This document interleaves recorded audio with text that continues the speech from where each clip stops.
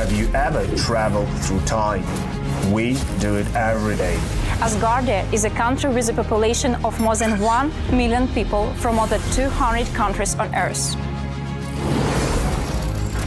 Asgardia gives everyone equal opportunities, no matter what their earthly status is. It is possible to create and live in the future right now. Are you ready? Forward progress is the solution to the entire human race. Our mission is to bridge new horizons. In Asgardia, there is no limit to the universal development in the fields of technology, finance, and arts. Asgardia is a new space and digital economy which creates opportunities for the global economy. We deliver innovations. Do you want to get on board with us? We are developing various kinds of digital businesses, attracting them to the Asgardia platform that can be backed by the means of our umbrella, i.e. franchising of the Asgardia brand. We can not only attract investments into space programs from prominent institutional investors, but also affordable amounts from the citizens of Asgardia. We comprise of more than 1 million people. Asgardia is a chance to realize one's dream. This is a dream-driven space nation. Asgardia is a chance to belong to a community of free-thinking enthusiasts, goal-driven dreamers, and fearless innovators, theorists, and scientists. We are the first space nation. One humanity, one unity.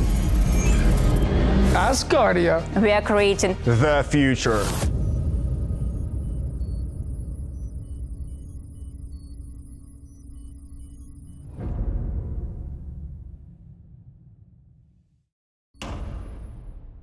Sarah, if he's here with you, why don't you let him watch together with you?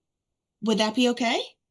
Yeah, come on, of course it is. Okay, yeah, I'll take him over here. Absolutely. Just Thank you. stay involved. I know that my daughter is going to be more than happy to participate. Come here. Look, Maria. I'm chatting to Floris on WhatsApp. He's trying to connect, so he's there, but he just needs a minute or two to get going. Hey, you. She can't hear you, but she's very excited. Can you see yourself, Maria? Come here. Hi, Angelina. That's Maria. Hang on a Oh, second. it's Maria. Oh, okay. Come here, Maria. Hi, Maria. I'm going to let you speak to her briefly. Hello. Hello, Maria. Hello, Maria. Hello, Dr. Woods. Hello, do you hear me? Yes. The ice cream from Okay. and I got golden Preparing and look pretty. to, my screen. Had ice cream today, and she's here. I've taken her out today. I let them. I'm a bit more less formal on the third day. So then, but there's another young person here. We're going to play. Yeah. Okay. Good. Goodbye. Say goodbye. Hold on 1 second.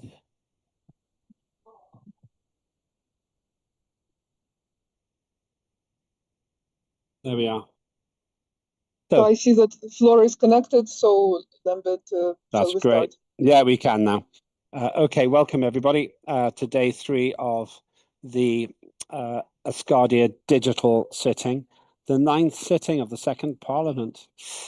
Before we go any further, let's get the interpreters to remind you how you can listen. Let's start with our Russian interpreter. Greetings. Hello, Mr. Opik, can you hear me? Yes, we can. Hello to you and your pretty daughter. Thank you. Thank you. Thank you. And all parliament members. Итак, сегодня у нас третий день заседания. Напоминаю вам, вы уже, безусловно, знаете, что ничего переключать не нужно. Вы остаетесь в русском канале. Если вы захотите выступить, то, пожалуйста, говорите чуть медленнее, чтобы у переводчиков было время перевести. Спасибо, удачного дня.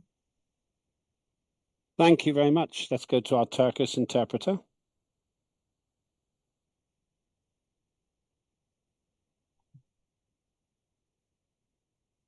Can't hear anything yet.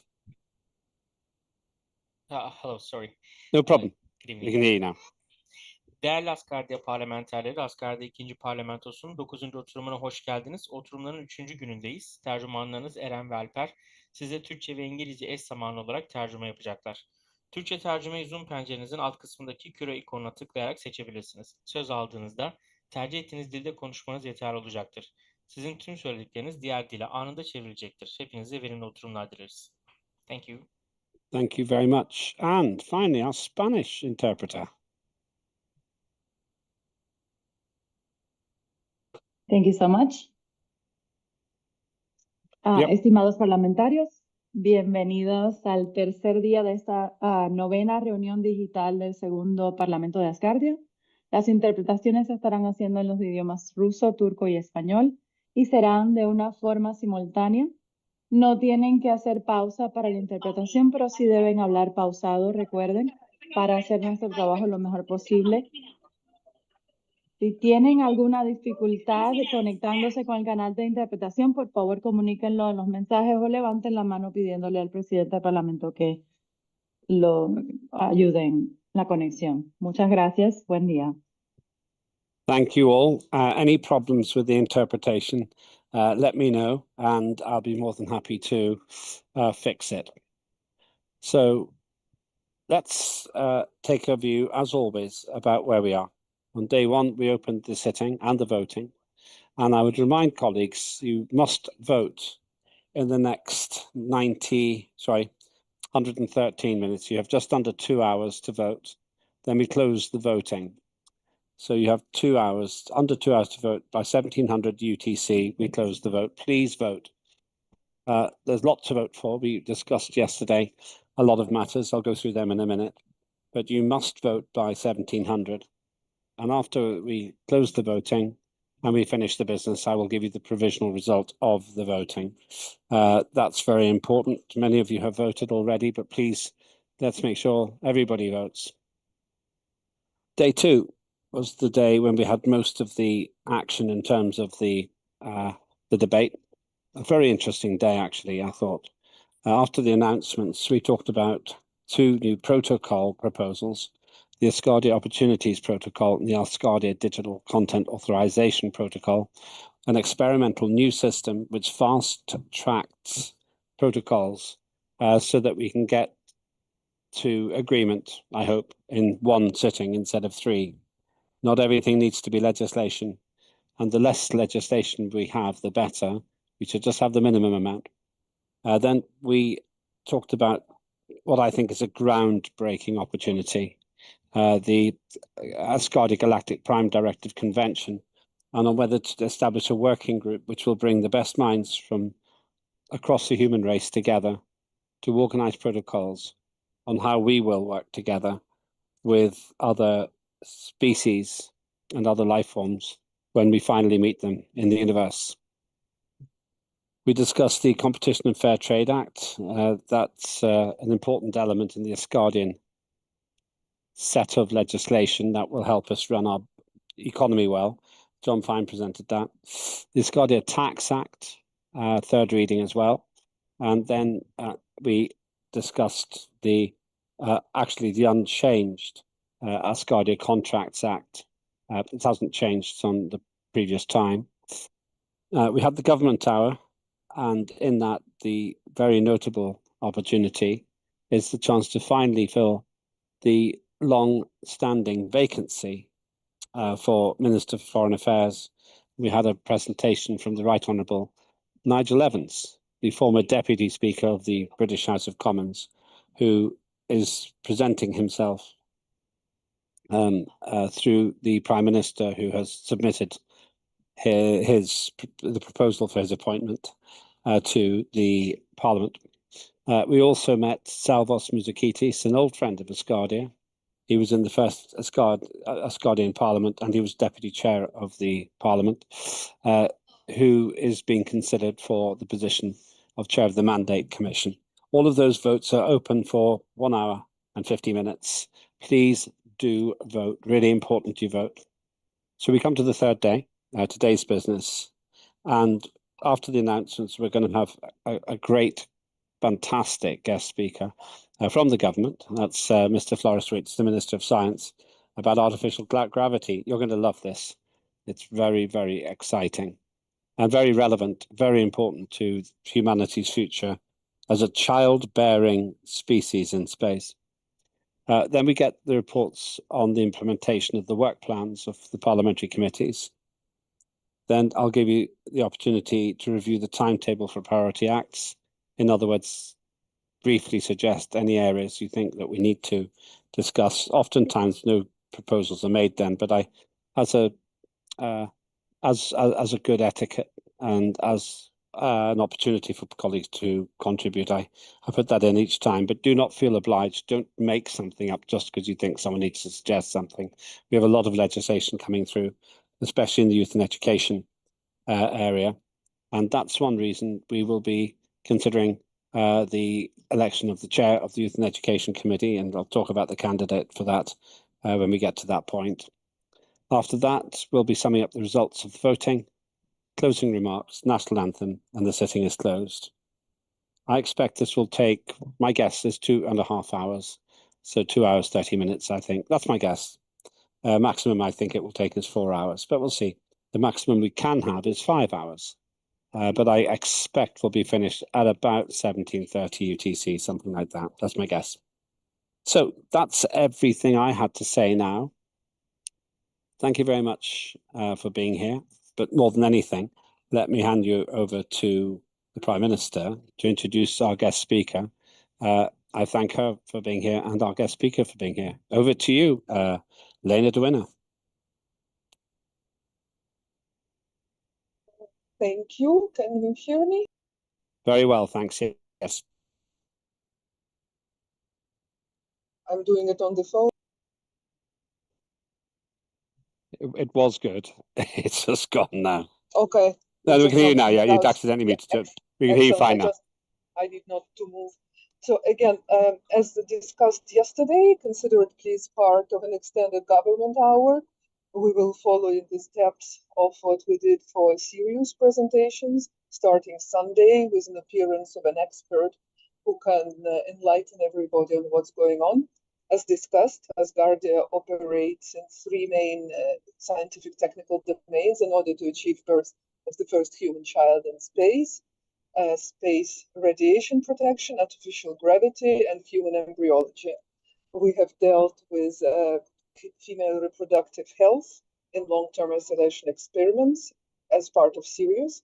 And now Asgardia is proceeding by entering or having entered cooperation with laboratory to which Professor Dr. Floris Wout, our Minister of Science, is the head. So that's pretty much all I have to say. Just to repeat myself that it's a continuation of our extended collaboration, our extended commitment to these domains of research, and that it's an extended government hour for today. So I hand over to Floris and I switch off. But I'm here if you need me.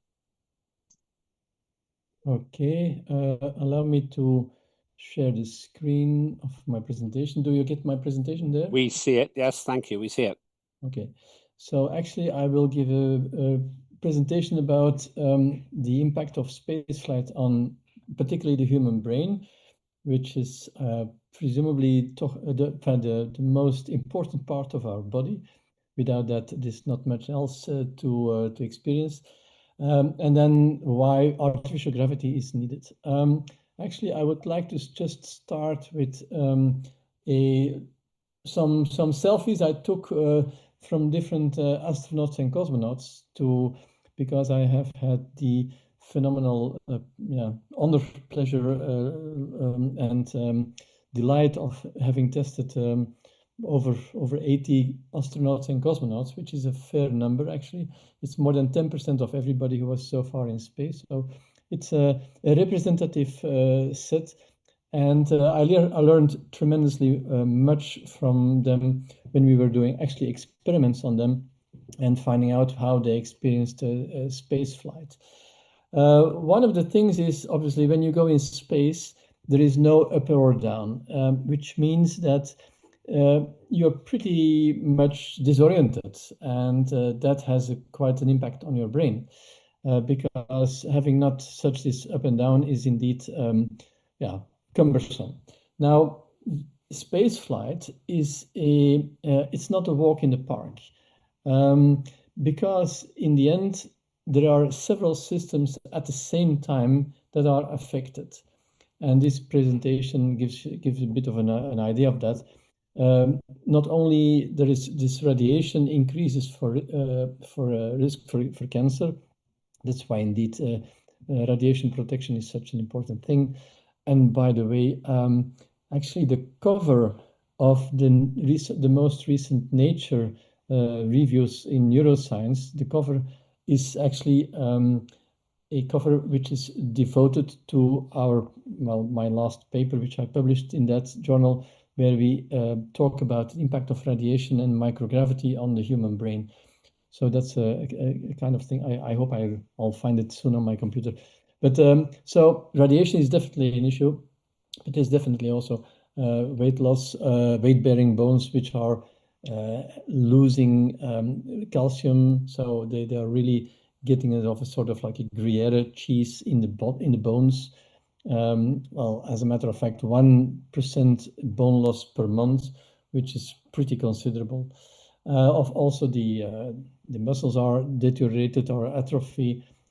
Many things at the same time, actually, and that's the big challenge. So if you invent a good countermeasure for one thing, it could make other things worse. So we have to approach it very holistically, and that pushes the boundaries of our thinking, because we have to be pretty inventive.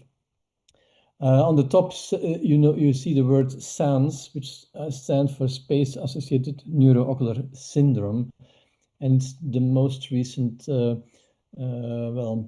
big thing among space agencies, because that causes really issues with the eyes and the brain.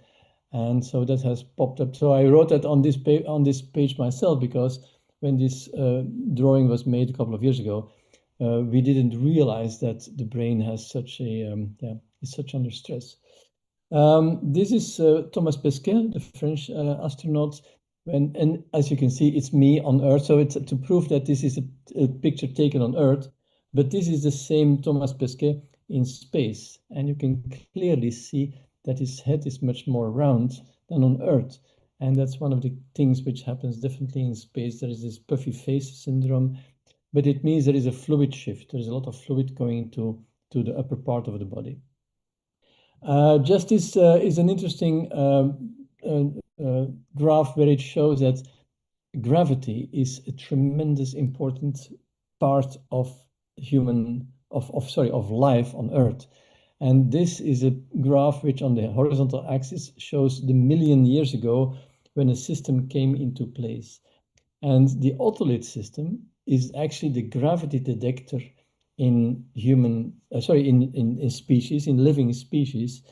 So apparently, approximately 680 million years ago, there was already a system built in living creatures that detects gravity. Long before there was talk about hearing. So it means gravity is tremendously important. So therefore, if you want to if you want to make something to survive, you need to take care of gravity, which leads obviously to artificial gravity. Coming back from space, for instance, is indeed not easy, because they're not only to a certain extent weakened, although there are quite some good countermeasures for that, but the space motion sickness, or the dizziness, is quite pronounced at the beginning when they come back. Actually, 100% of the returning crew have, to a certain extent, motion sickness. And that has to do with this gravity. And this is, for instance, one of an astronaut coming back the day after space. She gave a presentation, a press conference, and this is actually what happens. That would never happen without the preparation we had training the team. So actually, she's fainting. So you hear the sound, I guess? Do you hear the sound on the movie? Yes, we did. We did, yeah. Yeah, so So she fainted during the press conference, which is kind of like a little bit annoying. Well, to a certain, and that's also what she says. She's sort of like embarrassed.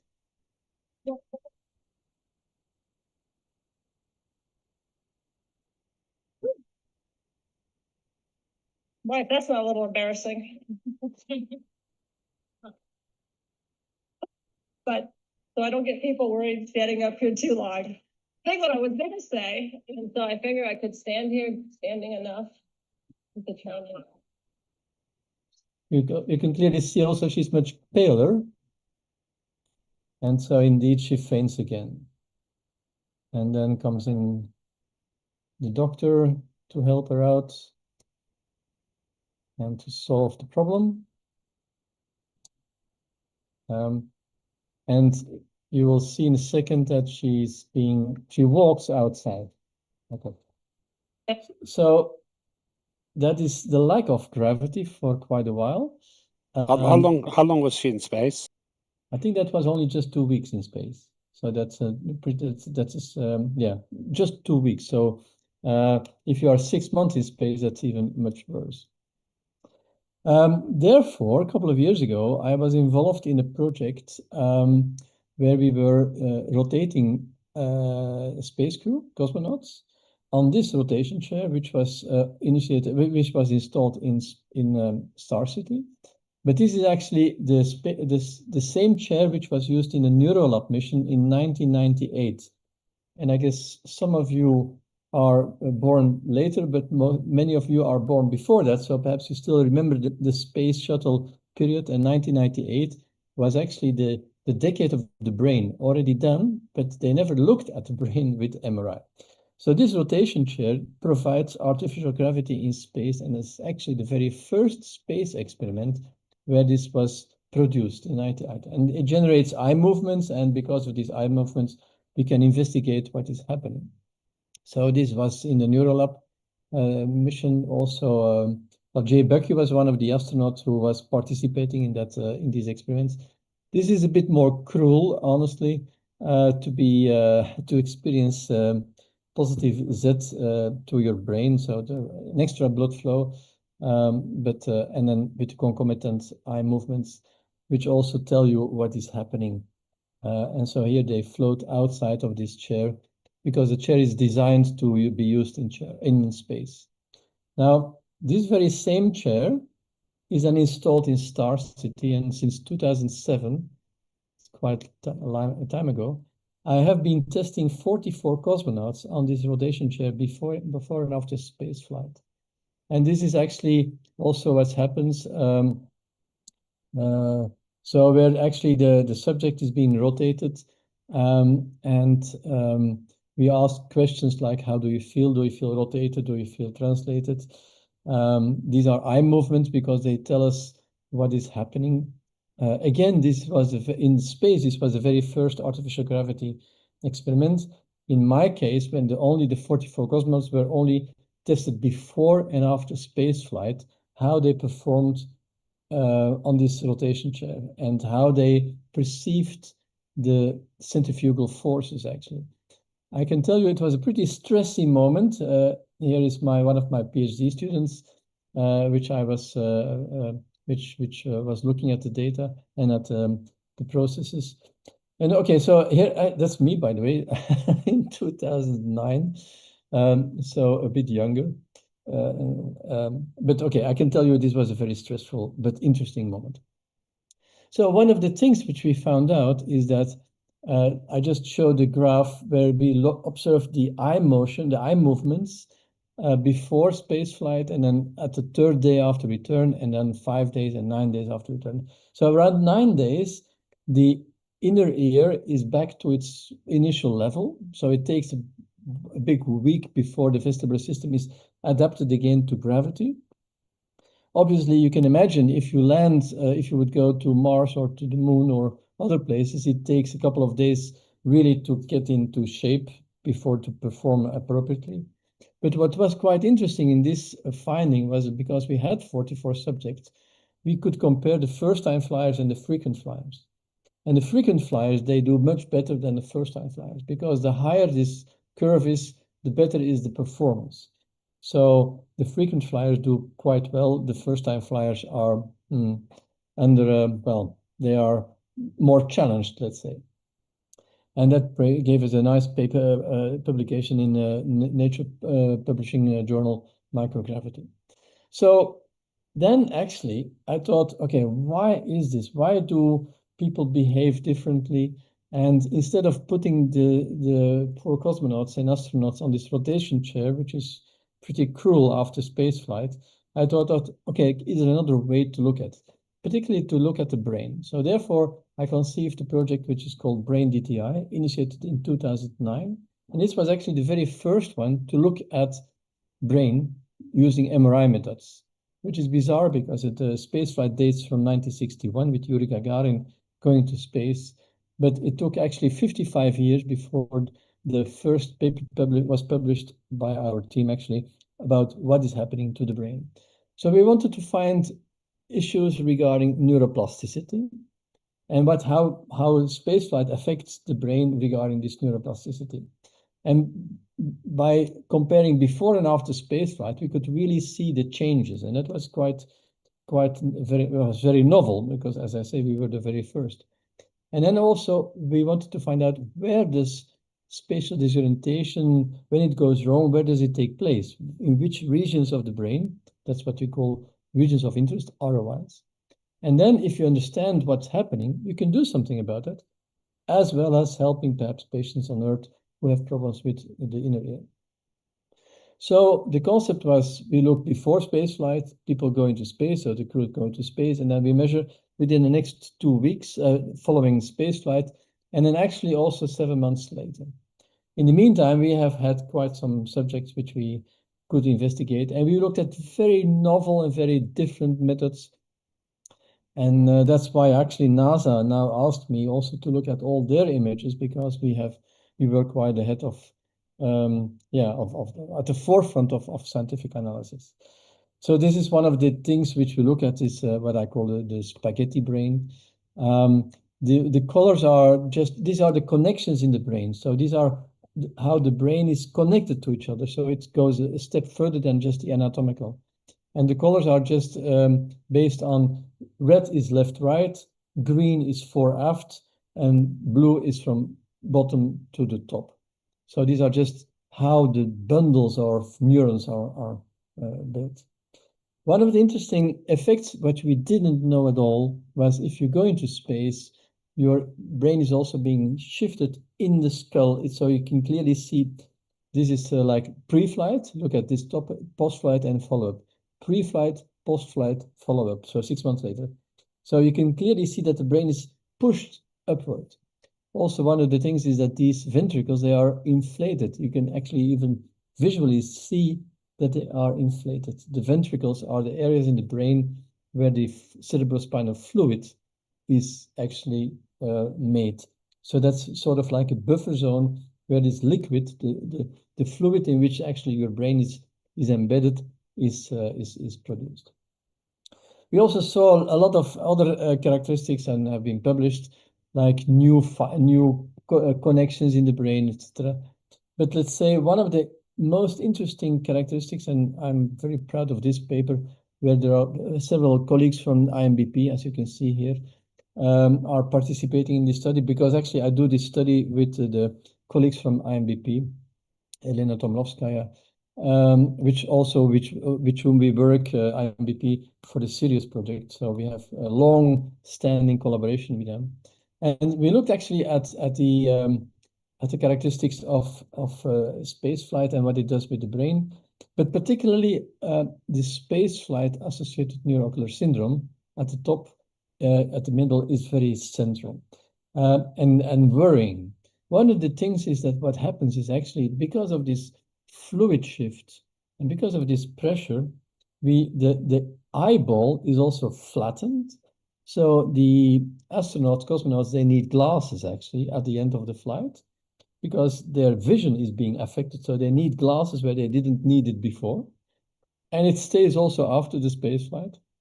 But it's more than that. Also, the retina is being folded. There are also wrinkles in the retina. And there's a thickness which is increased. So a lot of stuff which is not really pretty interesting, pretty good for the performance and for the health. So here there's like globe flattening, disc edema, a lot of stuff which is not good.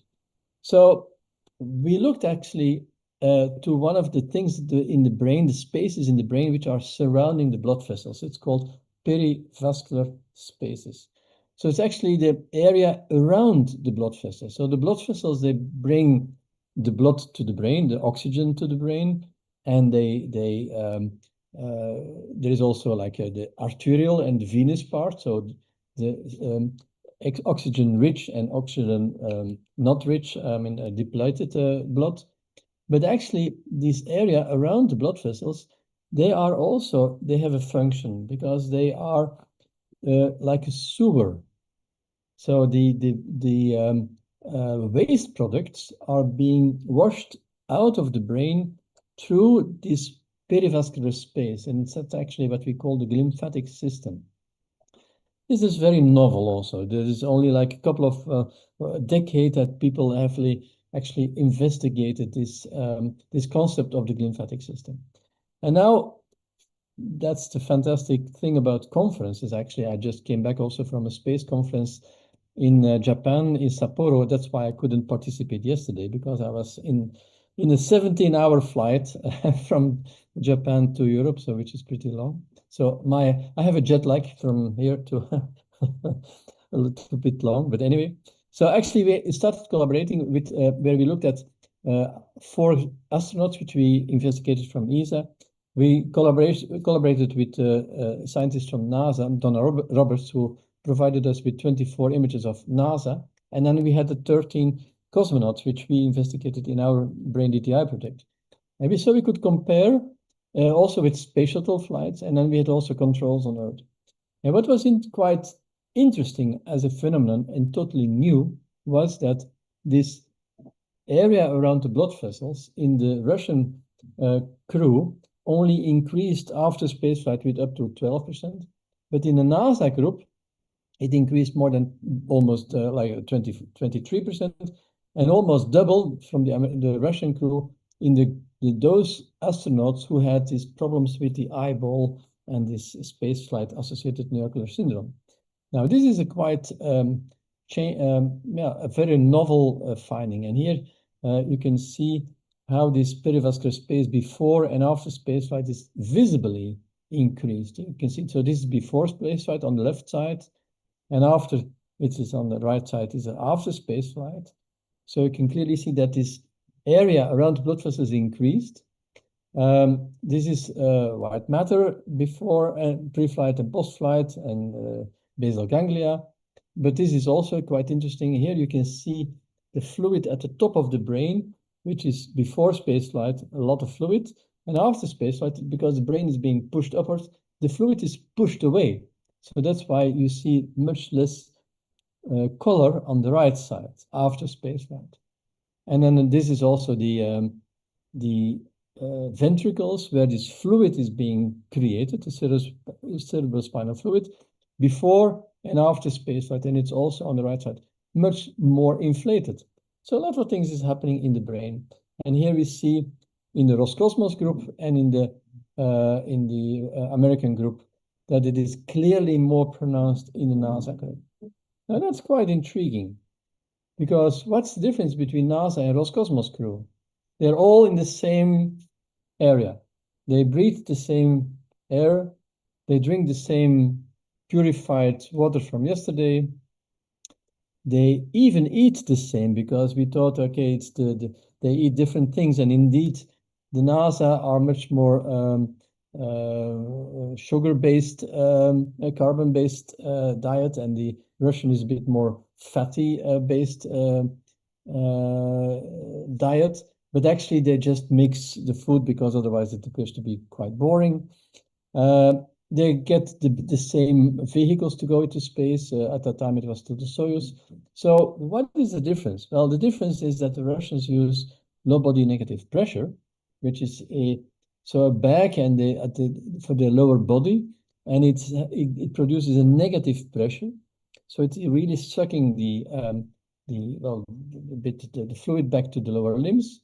And actually, the Americans use ARED, well, the Russians also, but they use a lot of what is the equivalent of weightlifting. So they lift the bar up and down, but the strength is much more put for the Russian than for the American than for the Russian crew. The Russian crew just do like that, and the Americans like with more force, but generating presumably Valsalva, and that gives an accumulation of this for the brain.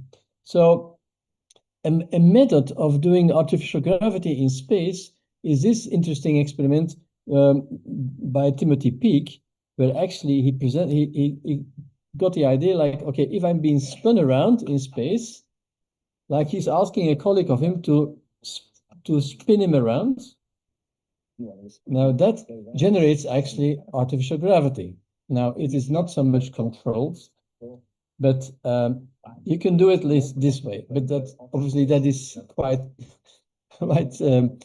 challenging to be done by that, as you can imagine, because we don't know if he will bang his head into the surrounding equipment.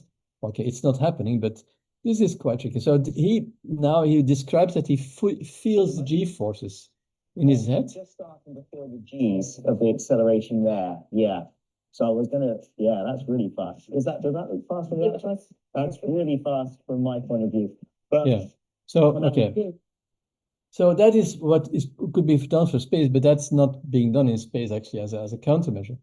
Now, in order to find out what is about artificial gravity, we are doing a study where we look at a ground model for spaceflight, which is when people are inclined in a bed for 60 days. And actually then they're put on the centrifuge every day. And this is such a centrifuge, and actually I'm as a subject featuring on this centrifuge. So it's me spinning around at this centrifuge. And this is in Planitza. And so what we're actually doing with our experiment is we look at how the brain is also again changed or impacted by this model. And here you can see, actually this is a bit closer by. So this is again me on this centrifuge spinning. I can tell you it is not fun. It's quite challenging to do that. But the bottom line is what we try to do is with this study is we look at people who are being rotated on this centrifuge every day during 60 days and compare them with a group of people who are not rotated on this centrifuge, so they don't feel artificial gravity. And now we're actually, I can't present the data yet because we're still analyzing, but we're looking at how can we mitigate the deleterious effect of spaceflight on the brain. And again, also with this Earth model, it also gives this fluid shift. So if by studying this artificial gravity on Earth, we can learn a lot on what is needed. We know that we need artificial gravity, but how much of artificial gravity is needed? Is it 1 G? Is it a half G? Is it a 1/4 of a G? We don't know. So that's what we try to understand with this study with artificial gravity. And therefore we say this is what we call a dose response study to know the needed artificial gravity level.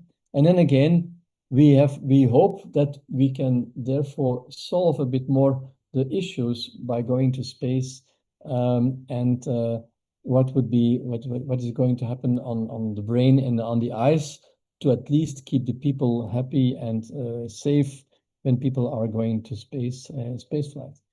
So I just obviously I want to thank all the participating astronauts and collaborators in my study, and also obviously this is just an extraction of the researchers which are involved in this study, but there are several people from IMBP also on this picture, and obviously participating cosmonauts.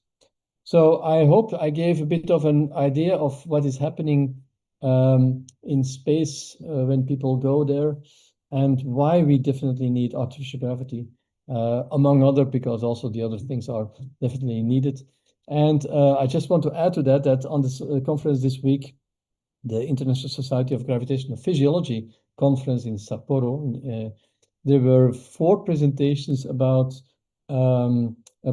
fertility and about the reproductive system, the impact of spaceflight on the reproductive system. So there was a group from Taiwan also, from Korea, presenting data.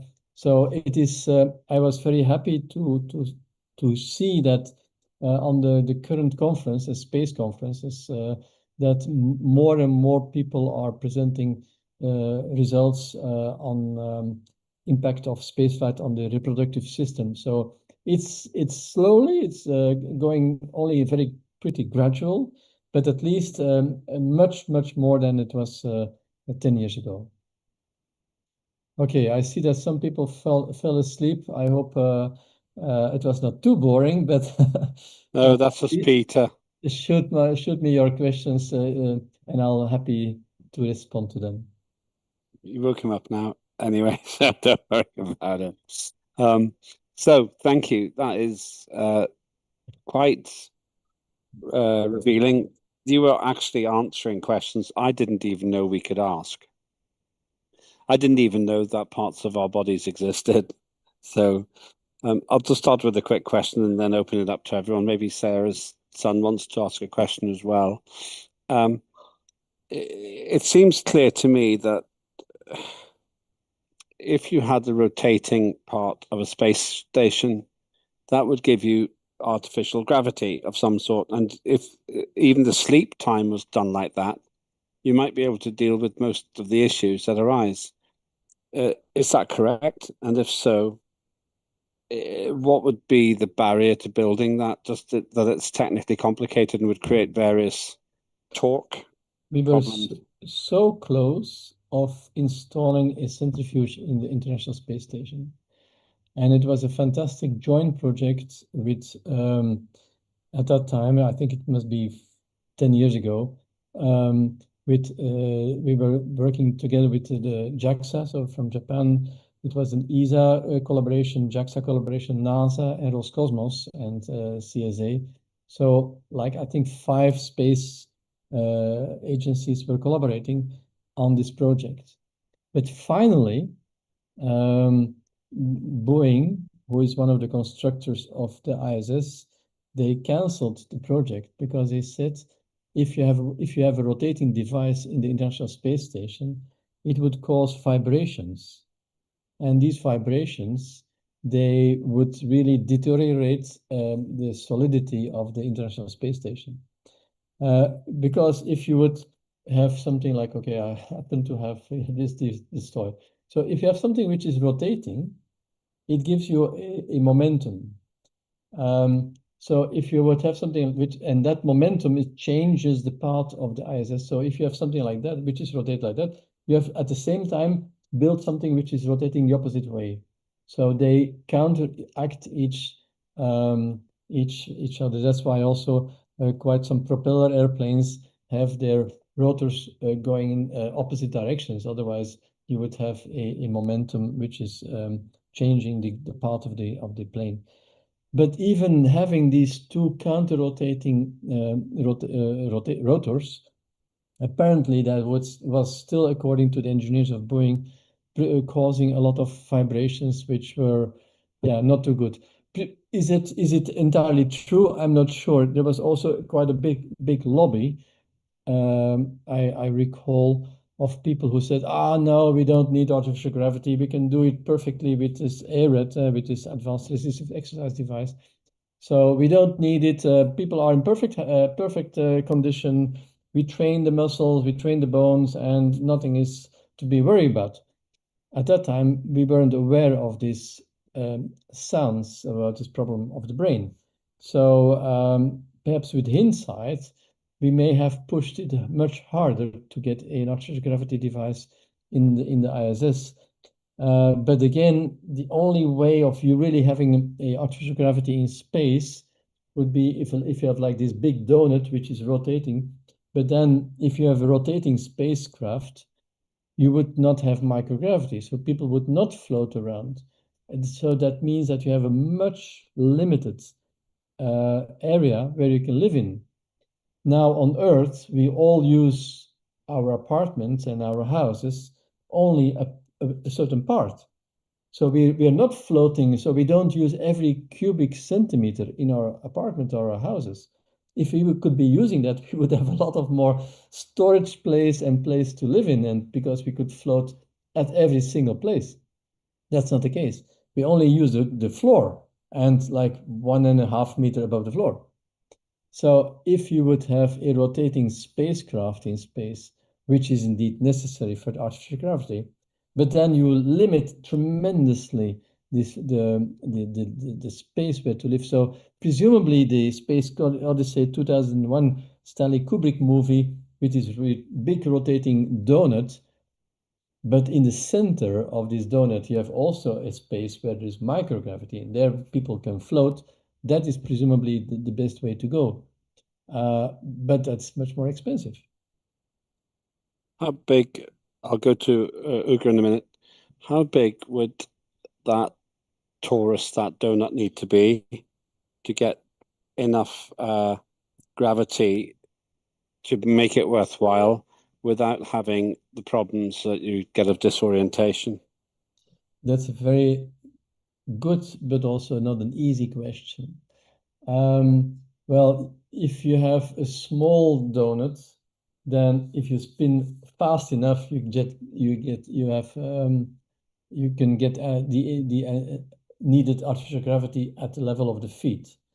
But it would mean if you would drink the gradient between the bottom and the top would then be much higher. So it means that if you have a cup of coffee like here, and you would bring it to your mouth, it would be heavier, lower, and lighter close to your mouth. So in the beginning, I think people would smash quite a bit of coffee in there, not appropriately well. So, but that is just one thing, but obviously the inner ear would be much disoriented. So I think you need at least a diameter of something like 30 meters. Sorry, a radius of 30 meters, that would make sense. But you can imagine that causes a much more bigger issue. I think Stanley Kubrick's looks about 300 meters in radius. Okay, but that's that's not the reality. But what? That's amazing. That's fascinating too. Thank you for that. Now I have taken advantage of my position. Let me hand it to others. Ugo, then John, then Ariadne. So Ugo. And Floris will probably need the translation facility at the bottom, interpretation for Ugo. At the bottom. If you look at the bottom, you can see it should say interpretation, or it should say more. Yes, say more, yes. Yeah, and then you'll find, and there you can choose your language. Okay. I suppose you could do Russian as well. Russian, English, Spanish. I put original audio, then I have to choose the language that you want to hear. Okay. And which language will be first? Ugo, no, you choose the language you want to hear. So if you want to hear it in English, choose English. Okay. If you want to hear Russian, then choose Russian. No, I want to hear English. Thanks. Okay. Ugo, over to you. Thanks very much, distinguished chairperson. I would like to extend my greetings to the citizens of Asgardia and our guest, and Mr. Floris. It's a pleasure to listen to you. Thanks very much for joining us. My question is quite simple. You have just shown us an astronaut spinning. Let's say that he was alone, without any crew member. Could he move from one place to another in the space, or would he be stuck in that space without any help, without any external help? Thanks very much. Boris? Yes, so if he would not have somebody else to be around, he could not make himself, he can perhaps push himself, but that would not work. But suppose then he would at a certain moment spin around, he would continue to spin because there would no way of stopping him. unless he would kind of like spread out his hands and then hope to touch something on the wall to hold on. So once he would be spinning, he will be continue to spin. So that is not an ideal. So you need obviously some. So that's why actually this model is not really working appropriately. Thank you very much. It would be difficult to be alone in space, of course. Yeah. The position in a series called For All Mankind theorizes that in an alternative history, the Russians sent a single cosmonaut to the moon. I think that would be very risky. Yes. John. Yes, thank you, Florence. I want to say this has been very educational for me as well, and it's an honor to get this kind of presentation. I actually learned quite a bit. I've got I read in the Asgardia article that they did on you that you believe that in order for some type of orbital platform to work with the what I call spin gravity, it would need to be that the equivalent of Mars more so than the moon. That a equivalent of the moon gravity wouldn't be sufficient enough to really produce the results that we would need, but gravity of the Mars would. Now, I have a project that I'm working on a company that built a whole business model about and around putting a platform or an orbital platform in space that can produce spin gravity. On their website, in their documents, it says that their platform can produce up to 0.56 G, which, believe it or not, up to this point, I thought meant that was the equivalent of the moon's gravity. But apparently that's not true, because I was going over it, getting data here on my phone. It says the moon gravity is 16th of Earth, 16th that of Earth, and it's a 0.165 G, while Mars gravity is 0.37 G. So anyway, my question is, if their platform can produce up to 0.56 G is what they're claiming, and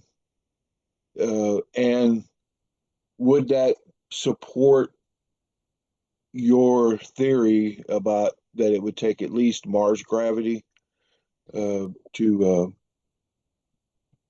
give you the results we need in space as far as gravity is concerned? Well, it's obviously it's an educated guess. We know that 0.16 G is not enough. I mean, moon gravity is below the threshold of the inner ear, so that's why. And that was based on reports of the moon rover, where it was so much inclined that it could almost topple, but the astronauts who were driving it had no sensation that it was so steep, because it was not appropriately detected. So 0.16 is too low. Now, I was in this conference last week, was one group who tested animals in space, mice actually, and they did a lot of tests on the mice regarding their immune system and their other systems, muscular system, etc. And they even found out, so they had only three, two intermittent levels, 0.33 G and 0.67 G, because so there was really like a rotating device in space. And they found that even 0.33 G was not enough to preserve certain biomechanical systems in the rats, in the mice. And that's why they said, okay, we think 0.67 is necessary. Now, that is obviously above your threshold of your company, or which you're mentioning. But I'm not sure that it is, it's because they measured just these two levels. So presumably the cutoff is somewhere in between.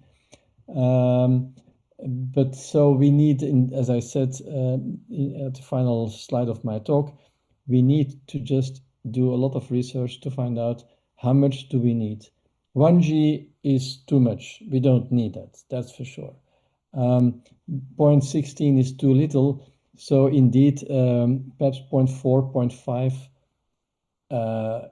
I hope, well, we'll have to invest in research to find out, because it would be stupid to send the device up, which is insufficient, but it would also be stupid to overkill it.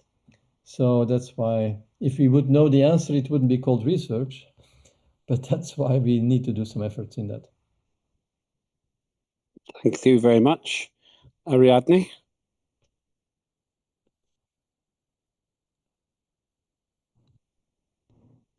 Muchas gracias, Dr. Flores. Un honor Thank you tenerlo very much, aquí. Dr. Flores. It is an honor to have you here and firsthand giving us that this valuable information.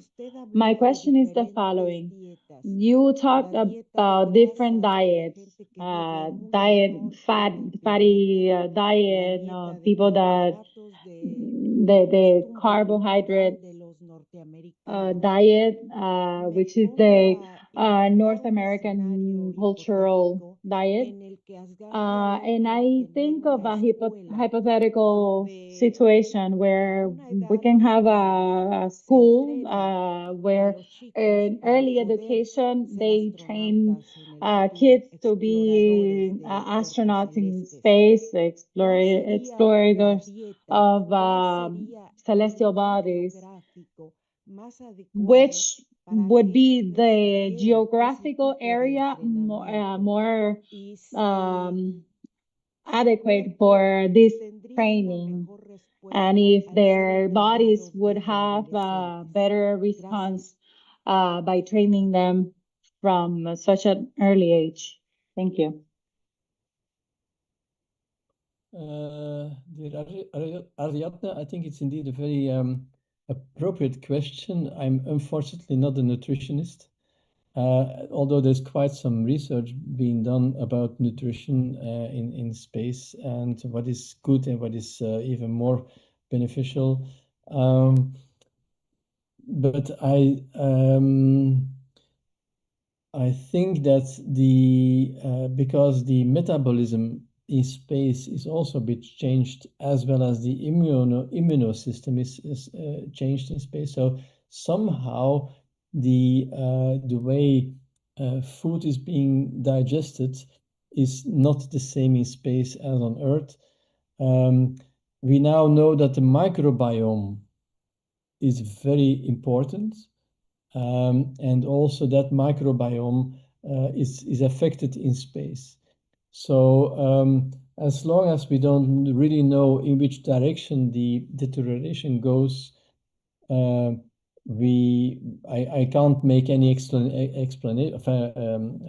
good answer on that. But what we do know is indeed that there is attention has to go to that part of research to find out, okay, to which extent is the microbiome changing? I know that they are, for instance, adding now quite some vitamins, like vitamin B is added to the diet of the astronauts and cosmonauts, because that appears to be beneficial.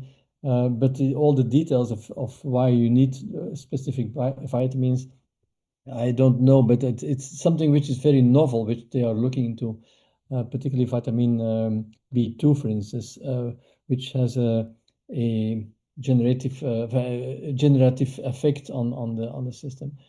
So I don't know what would be the best diet, but given the fact that I just come from Japan, and the food definitely in Japan is quite different than the food, for instance, in North America.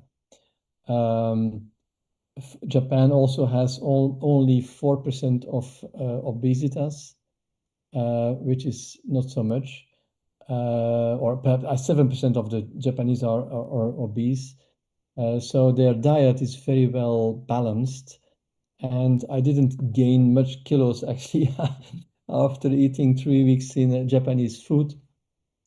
Although there is a lot of good culture of eating, so they pay a lot of attention to that. So I think that your question is very appropriate. What would be the best training?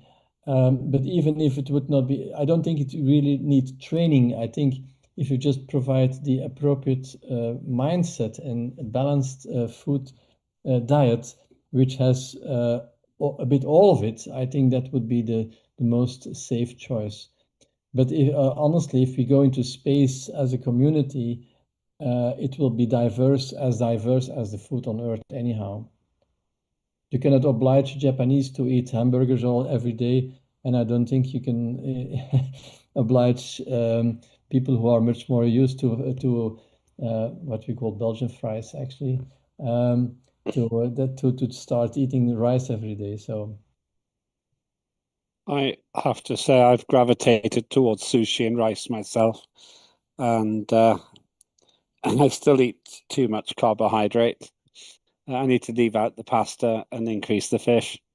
Well, Thank you. I can tell you, even after 24 days in Japan, I still love sushi. So I was not fed up of the sushi at all, or the sashimi, which is typically not the case if you stay for a while in the country. Then you long for your own national food, but no way. Actually, I had to refrain myself of not buying sushi again today when I'm back in Belgium. No, I'd eat sushi every day. I make my own sushi actually now, or sashimi to be precise. I did do sushi on television one time, but I did not win the competition. So there we go. Anyway, let's move on to Sergei Morozov. Next, please.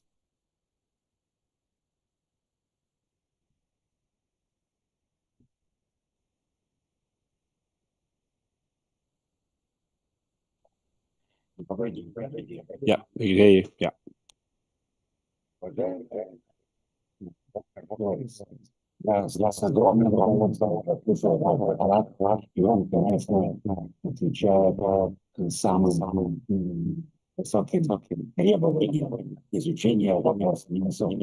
Hang on, we've got a sound problem, I think, slightly. I think it's on twice.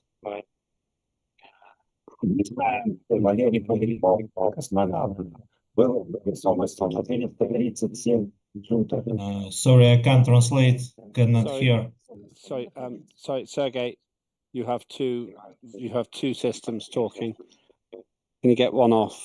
Just one. Yeah, it's echoing. There are two.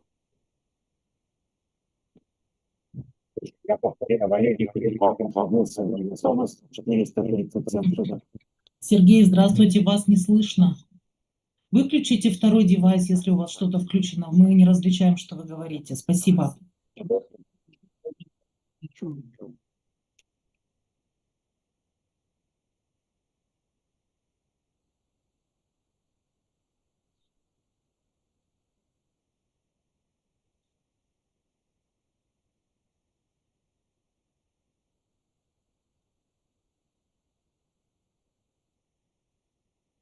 It's just a problem of an echo. Does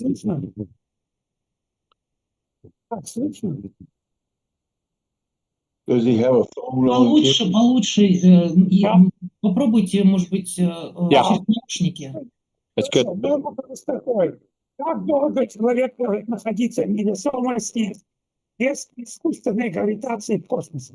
So the question is simple: for how long can a man stay in weightlessness conditions without artificial gravity in space? Can you hear me? Yes. Yes. Well, I think Yes.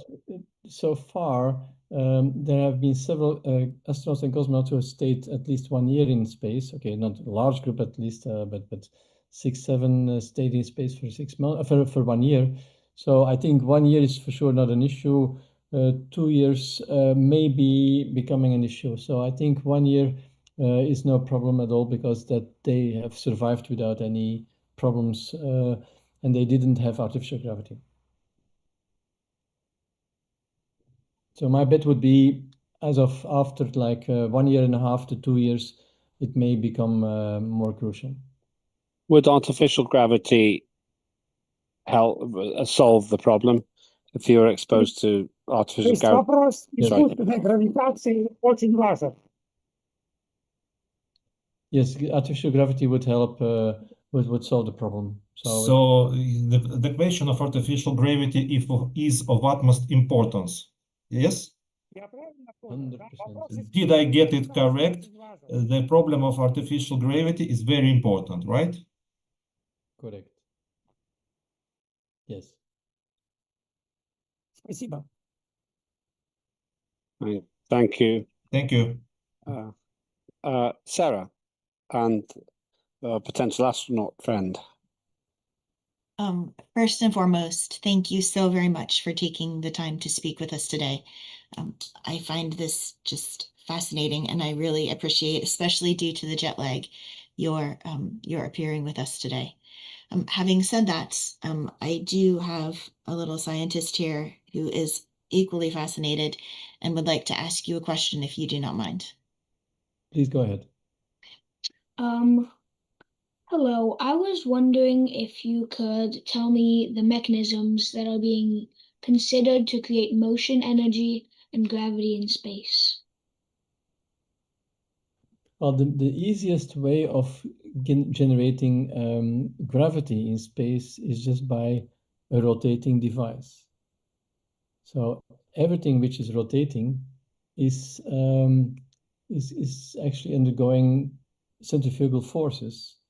And you can easily check it out if you take a bucket, you fill it with water, and you swing around the bucket like that. Mm-hmm. The water will not fall out, correct? Even if it is at the top, but you have to swing Yes, it because of hard. motion. Yes. But that circular motion provides this centrifugal force, and that is actually what we call artificial gravity. His science team at school has been experimenting with magnets and creating the circular motion, and I think it was more like an actual mechanical question as opposed to just the centrifugal force question. Well, I didn't get the part of the motion itself, actually. Sorry, his team at his science team in school is working with magnets to create consistent gravity, and I think his question was more, could it be used in space to create motion? There we go. Magnets.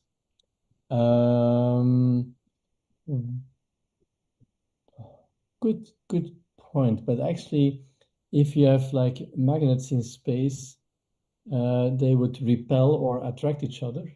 Correct. But if they repel each other, they would go out of each other, and if they attract, okay, they make contact. But as long as you don't have anything to hold on, if they would repel, so you have two things, and they would repel, they would go out. The center would still be at the same place. So you would not, you cannot create motion by that, because the center of mass would always stay at the same place.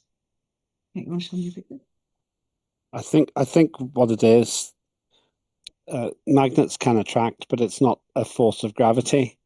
It's a different force. So you could have a magnetic boots on a magnetic floor, and you would not float, but you'd still be weightless. It seems to me the problem. You may have other problems with electromagnetic factors, but in order to create gravity, you have to create motion, I think. Is that right, Floris? Yeah, but the question I thought was, can you use magnets to create motion, which then generates artificial gravity? Yes. Yes, but you have to have reaction forces. So, like on ground, you can make a platform, and on that platform, you can make like a train move because of magnetic levitation. But in space, as I say, you have action and reaction, and that would cause that there would be no netto motion as a whole, because your center of gravity will stay at the same place because of the conservation of impulse. So I don't think you can generate motion in space because with magnetic force. Thank you. Thank you. Thank you very much. It's a bit like this. It's a bit like if you stand on a car or on a boat, and you would like blow with an hairdryer in a sail air, so to kind of like push forward, but the air coming out of the hairdryer would put you behind. So the netto effect would be nothing happening. You understand? Or if you would blow in a sail, if you're standing on a boat, you can't move forward because when you blow out, you would move backwards. So the netto would be nothing happening. A little bit like a cartoon I once saw where the cartoon character made a hole in the bottom of his boat with a pipe, and the pipe shot backwards with water and he went forwards, which is scientifically impossible. Yes. But things like that used to work for Wile E. Coyote, but yes. he never caught the Roadrunner. Thank you. Let's go to John next, and then Sebastian. Yes, my question actually falls in line with the one that was just asked, but this is just curiosity. Are there any other methods besides centrifugal motion being explored to create artificial gravity? Any other methods being explored that you know of? Well, there is also a linear slit which has been used a while ago that also generates a forward motion, but then you have only like going back and forward on this slit, which doesn't really gives a lot of the same sensation. So as far as I know, the only way of generating artificial gravity is just by a rotating device. Or having a very high gravity source. But that would bring its own problems. You'd have to have enough for a planet. Yeah. By the way, I just want to add to the little boy, if he's still around, that I encourage a lot the enthusiasm of young kids to go into space research. So we need you, if I can address myself to the young guy. Okay. Oh, I thought you meant me, Flores. Yes, for sure. Very diplomatic. So, Sarah, you may have a future space scientist there. Sebahattin. Teşekkür ederim Floris. Thank you very much, Floris, for this valuable presentation. It was really useful. I'm especially interested in sports physiology, and we also have some studies, some examinations, especially in the science of training, especially in case of high altitude, for instance, to increase their performance when they go back to the sea level. So what I wonder is with this artificial parts, do you think that there might be some kind of a training activity in such environment, and would that elevate the performance of the athletes? What do you think? Thank you. Yes, definitely. I was a while ago involved in a project which was called hypergravity habitats. And that was actually the concept of having like for instance, a train on a platform, on a rotating platform that would rotate continuously. Magnetic force was one of the possibilities. And in the train, it would be generated like 1.2 or 1.5 G. And there you would live in that train for like 1 month. Since immune system is deprived by microgravity, it is quite likely that if you would live under certain conditions of like hypergravity for a while, definitely your system would be much well trained to perform when you are under 1G. So totally analogous as your project with high altitude. living for a while under hypergravity would absolutely have a big effect. So yes, for sure. Good question and good point. It's only we don't have such systems, but I think it would be the equivalent of a gym. Even people would say, okay, I go for like 2 days living under 1.5 G. That would be really excellent. Thank you very much for all your questions and for all your answers, Floris. Let's go to the Prime Minister. Thank you, Lambert. I want to comment to Sebahattin's question that I believe colleagues in IBMP have performed significant amount of research, which also has to do with performance under stress conditions on Earth. Maybe Floris is aware of that, and then he could explain it certainly better than I can. Because isolation experiments also, which they conduct, they have to do on the one hand with simulation of the space flight, because it's isolation, but also with deprivation conditions, and that has to do with extreme conditions. And Dr. Bilakovsky himself also specializes also in high performance sports results and sports achievements. So if there is more specific interest in this, I believe, Sebahattin, it might be something you should address with Mark Belakovsky, because it's one of his areas of expertise. And actually his father, well, who sadly died not so long ago, he also was a famous physician in the area of high sports performance. I don't know, Floris, if you ever encountered anything from that area with IBMP colleagues, maybe you could also comment. Well, honestly, I haven't much, but I know of in general that extreme environments are very similar to space, and space is an extreme environment. But and I know that exercise is playing a big role. Also, last week on this conference, there were several presentations about exercise, and exercise is one of the main countermeasures which are used for people in space to stay in shape. And treadmill is an important exercise. ARED is an important exercise, and there are a few more exercises where so there is a big parallelism about sports exercises and gravity and microgravity. And actually, the next conference of ISGP will take place at a sports school in Cologne next year, because indeed that sports takes a big place in this. I'm not aware of much of the IMBP research on that, so that's my ignorance on that point. But yeah, okay. Well, thank you very much, Floris. So when we were preparing for today's appearance, Floris asked me how long should be his talk, and I said no less than 10 minutes. So thank you for meeting this condition of no less than 10 minutes. Okay, yes. I believe we have successfully completed the government hour, unless there are more questions. No, we will stop there. I let it go because the questions were so interesting, as were the answers, and I'm very grateful as well. It's inspiration to listen. So thank you so much, Floris and Prime Minister, for letting us have that very exciting time.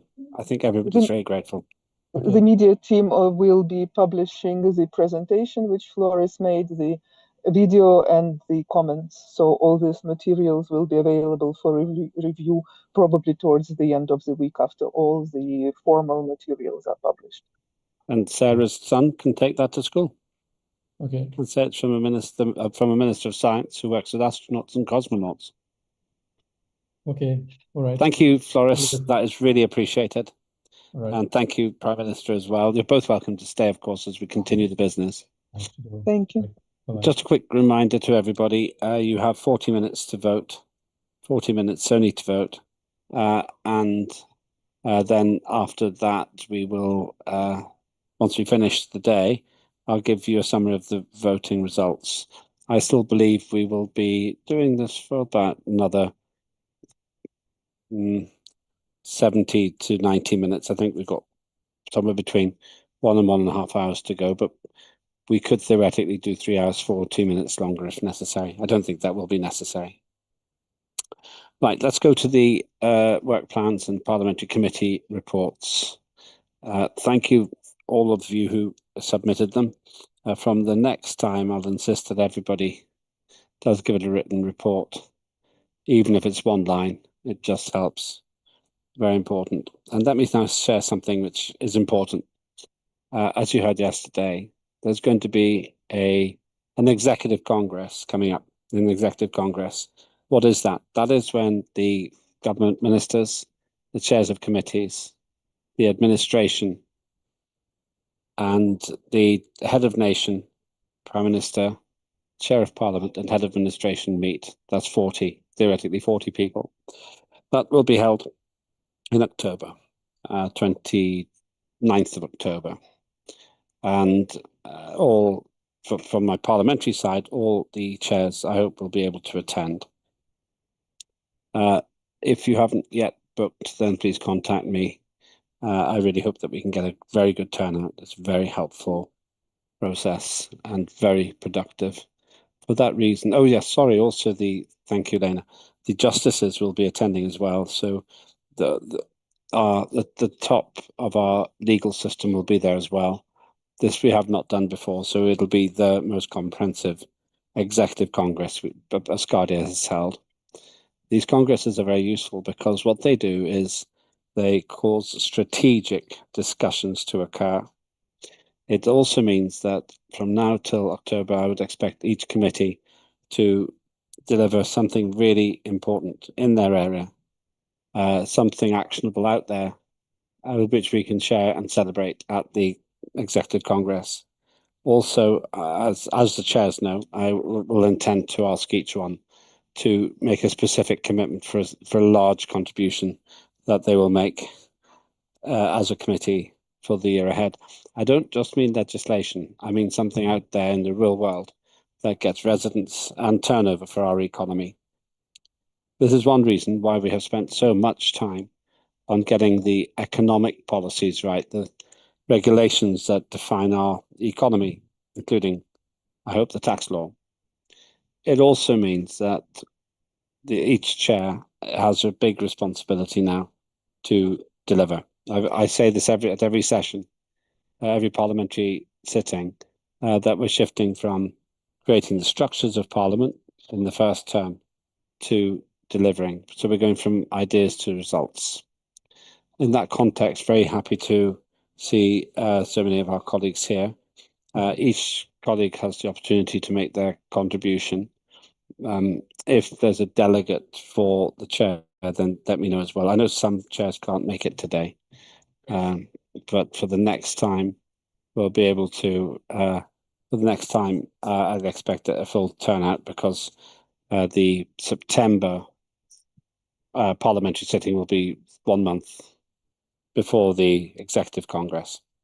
So the order we'll go through for the reports is as follows: science, finance, citizenship, foreign affairs, information and communications, trade and commerce, justice, youth and education, safety and security, equity and resources, manufacturing and culture. Now, not all of those will be verbal, but I will give the opportunity in each case for that person to make a contribution. We'll start with science, but I don't think Luke is available today. He warned me he might be busy today, but if there is anybody who wants to make the verbal contribution to science, they can say now. Otherwise, I'm going to go straight to finance. Okay, just to stress again, because the Executive Congress... I have. Oh, great, of course, I have forgot. The contribution. I remember now, Yes. of course. Yeah, Luca told me that you were doing it. My apologies. Over to you, Ariadne. My apologies, of course. Yeah, thank you. All right, thank you very much. Yes, Luca announced that yesterday. I want to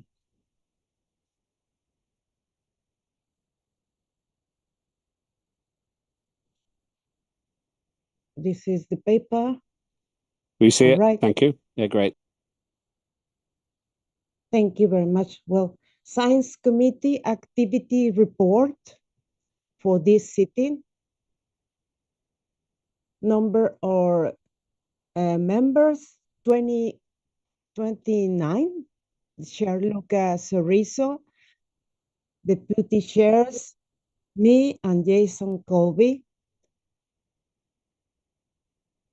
The Science Committee is currently working on several aspects of science-related legislation and projects. Unfortunately, committee meetings have been scarce over the last trimester, but activity is being carried out on individual level. Legislative activity preparation of legislation included in the Space Activity Act that will, from the Asgardia Space Code, priority laws. Space Science and Industry Working Group not yet formed. The objective is to contemplate industry processes, the regulation, and the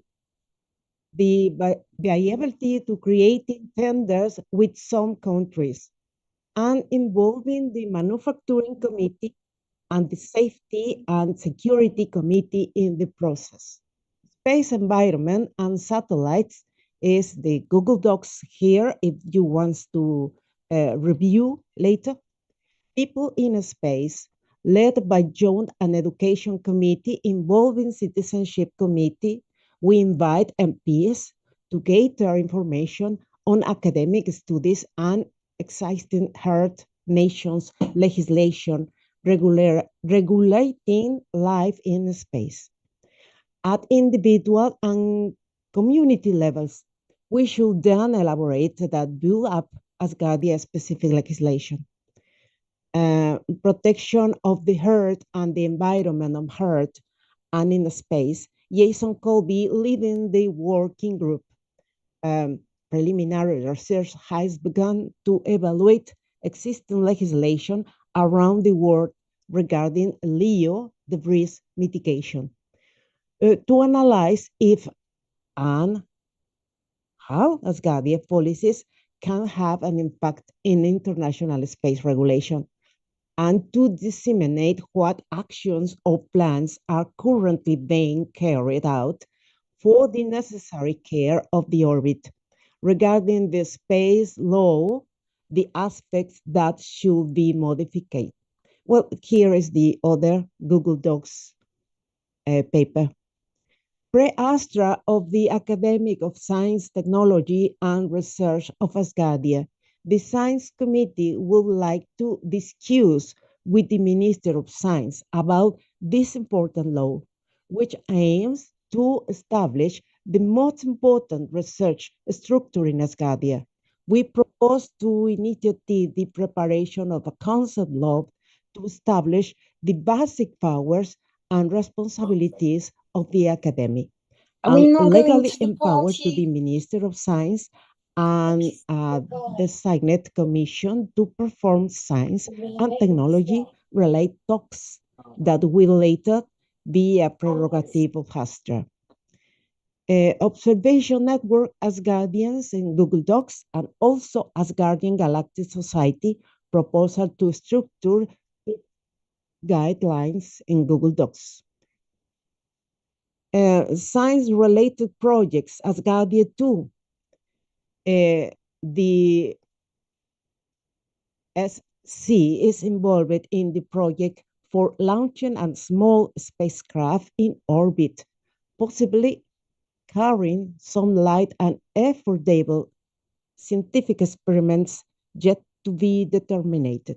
Deputy Chair Ariadne Gallardo is currently proposing a discussion to use a boot spacecraft, for example, see displays, but as a means to reduce space junk. The boot burns faster in re-entry, and as a symbol of attention towards environment aspects.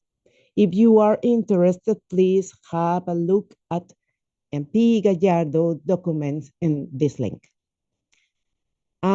Sociological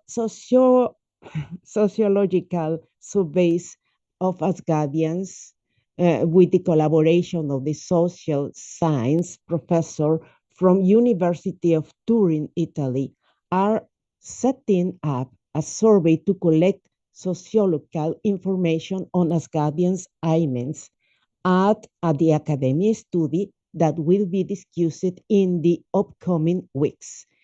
For that reason, Lucas said yesterday, we need to create in June a meeting with the science committee to discuss all that things, the sociological survey of Asgardians. This is a part, the last part that Luca proposed in this moment. Thank you very much for your attention. And if you have some questions, well, I'm here. Thank you. Thank you. As always, we'll take questions in groups of 3 committees. So let's take finance as well, and then citizenship. Then we'll stop to see if there are any questions. Then it'll be foreign affairs, information communications, and trade and commerce. So finance, which is Sarah Clark. Yes, thank you. May I share my screen? Of course. Thank you. Okay, brilliant. Hello and happy Sunday, 3rd day of our sitting. This is the Finance Committee reports for the 9th sitting of the 2nd Parliament. And apologies, I will be looking at my screen to the side. It's my honor to share this update on behalf of the Finance Committee as we continue advancing the fundamental elements of Asgardia's financial governance. Our work remains focused on ensuring that our nation's sovereignty is underpinned by a dynamic, transparent, and forward-thinking economic structure. I'm also delighted to announce the appointments of Mr. Keith Prince as Deputy Chair of the Finance Committee. His leadership, insights, and dedication will be instrumental as we shape the fiscal architecture of Asgardia and bring our shared vision of a prosperous digital nation to life. Congratulations, Mr. Prince. Committee updates.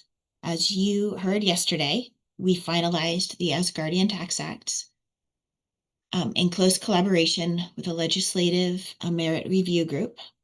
The insights of the LMRG, Trade and Commerce Chairman Mr. Fine, and the Minister of Justice Beers helped ensure that the Tax Act truly reflects the highest standard of digital governance while remaining grounded in the unique values and aspirations of Asgardia.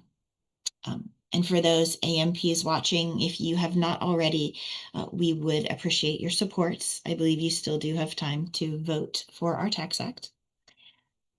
This legislation is not only designed to generate sustainable revenue, but to reflect our principles of sovereignty, transparency, fairness, and adaptability.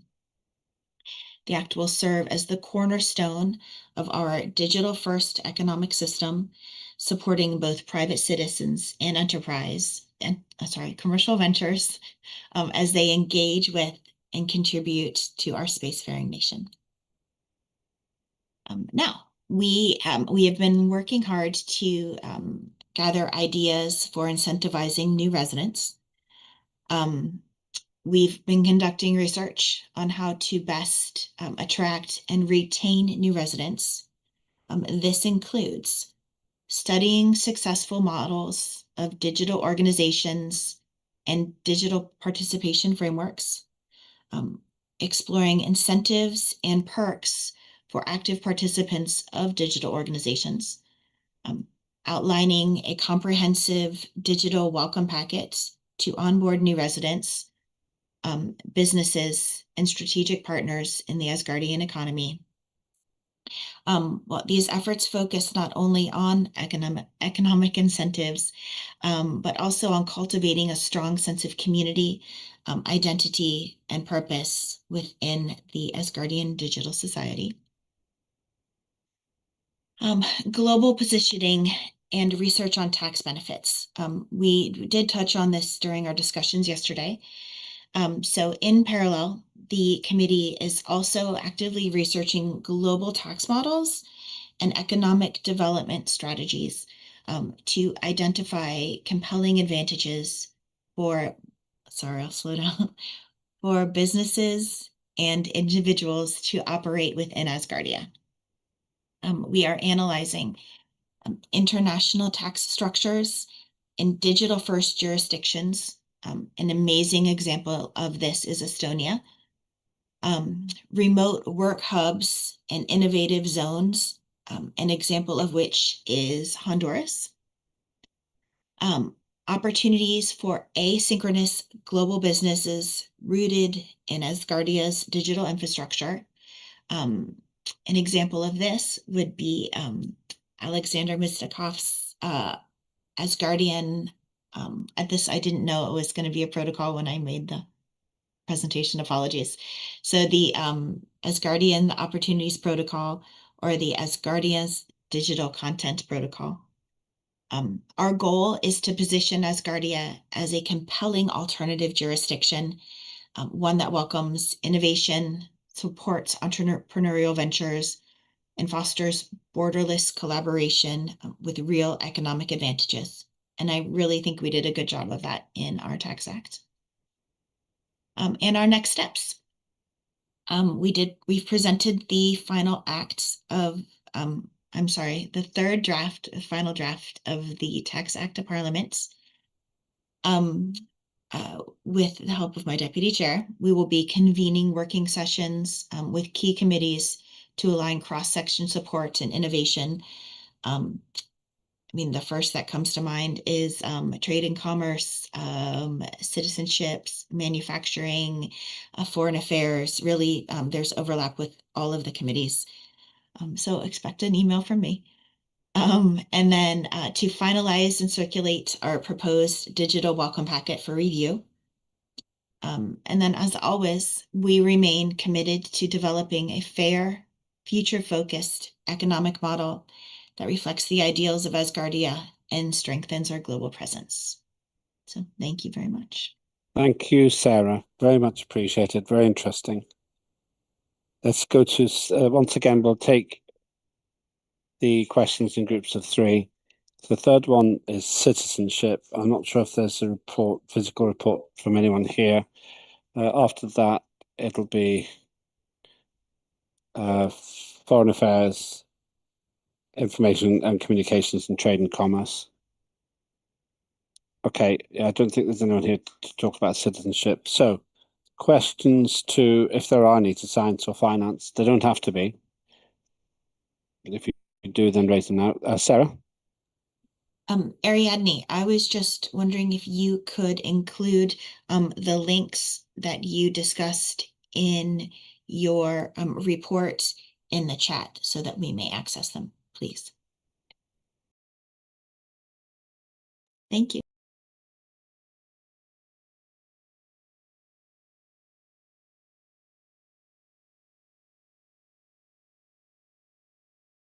You have to unmute, Lambert. You have to unmute. Thanks very much indeed. I'm glad you moved because you've been sitting in a really strange. Yeah, that's good. Okay, that's good. Yeah. It looks like you're waving its face. I'm glad. I thought you'd frozen. That's good. Cryogenically frozen in space. That's good. That's No, great. I got my desk. There's actually a part of my desk right here, and I rest my hand up there because it's kind of. I can't believe anything. Everything's fake these days. Is it even you? Oh, that's a brilliant AI. Okay, thank you. So let's move on to the next 3. Foreign affairs, information communications, and trade and commerce, in that order. Then we'll stop again. After that, I'll just stop briefly. Remember, you have got a vote you've got 20 minutes to vote. Then we're closing the vote. Please, if you have not voted, please vote. Please vote. It's very helpful. But it's essential, really. We must get the quorum. And then after 1700, I'll tell you whether we've achieved the quorum or not. But please vote. So foreign affairs next. Further. Merhabalar herkese, çok teşekkür ederim Hello everyone, thanks very much to my colleagues. Sarah is especially hardworking nowadays. she has been keeping the rapid tempo that she has adopted since the beginning. Our 5-year plan looks like it's going to have some changes after our minister starts work, and we will act accordingly. And as you may know, firstly, hopefully, Galactic Prime Directive passed. Soon we will see the voting results, and then it won't be long before the third reading. And then we will keep on working 2 more legislations. If the law and protocols pass, then we may think on changing this, because the deputy chair of our committee, Sanat, asked us to work on the Space Traffic Management Act and Space Debris Mitigation and Management Act. He said that we should have these 2 legislations, and we carried out some work on this. Now soon we are going to pass this legislation to John Fine for LMRG, and for the next session they will be ready. So we are making the necessary preparations for the second reading, and after working on this, we are going to have an interview with our minister, and we will start making new plans for the upcoming process. And then we are going to work on the projects and plans we already have. In the past, you may remember that I have presented 10 different projects which were broadcasted on Asgardia TV and on our YouTube channel, and we will be talking about what to do with those projects and plans. Maybe our new manager, Stavros Muzikatis, we are going to come together with him. And regarding the implementation of the projects we have discussed about so far, we are going to have a conversation with him. And then for the next 2 years, we will need to have a plan. And for this, we are going to make a presentation in the coming digital session. And there is also a surprise development. One of our friends, because they are really hardworking,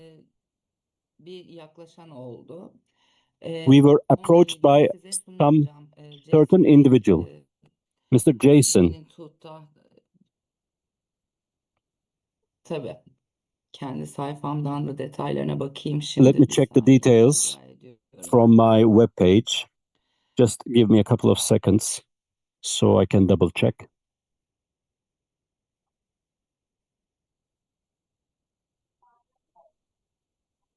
Washington'dan Joseph Joseph bize ulaştılar. from Washington reached Önce us, Joseph Marsh'la Sarah'ın buluşmasını sağlayacağız. Onlar and we are going to put into touch with Joseph and Sarah. We would like to have a presentation from them in next Thursday, and we will try to form a working group, study group with them to see what we are going to be doing in the future. Thanks very much.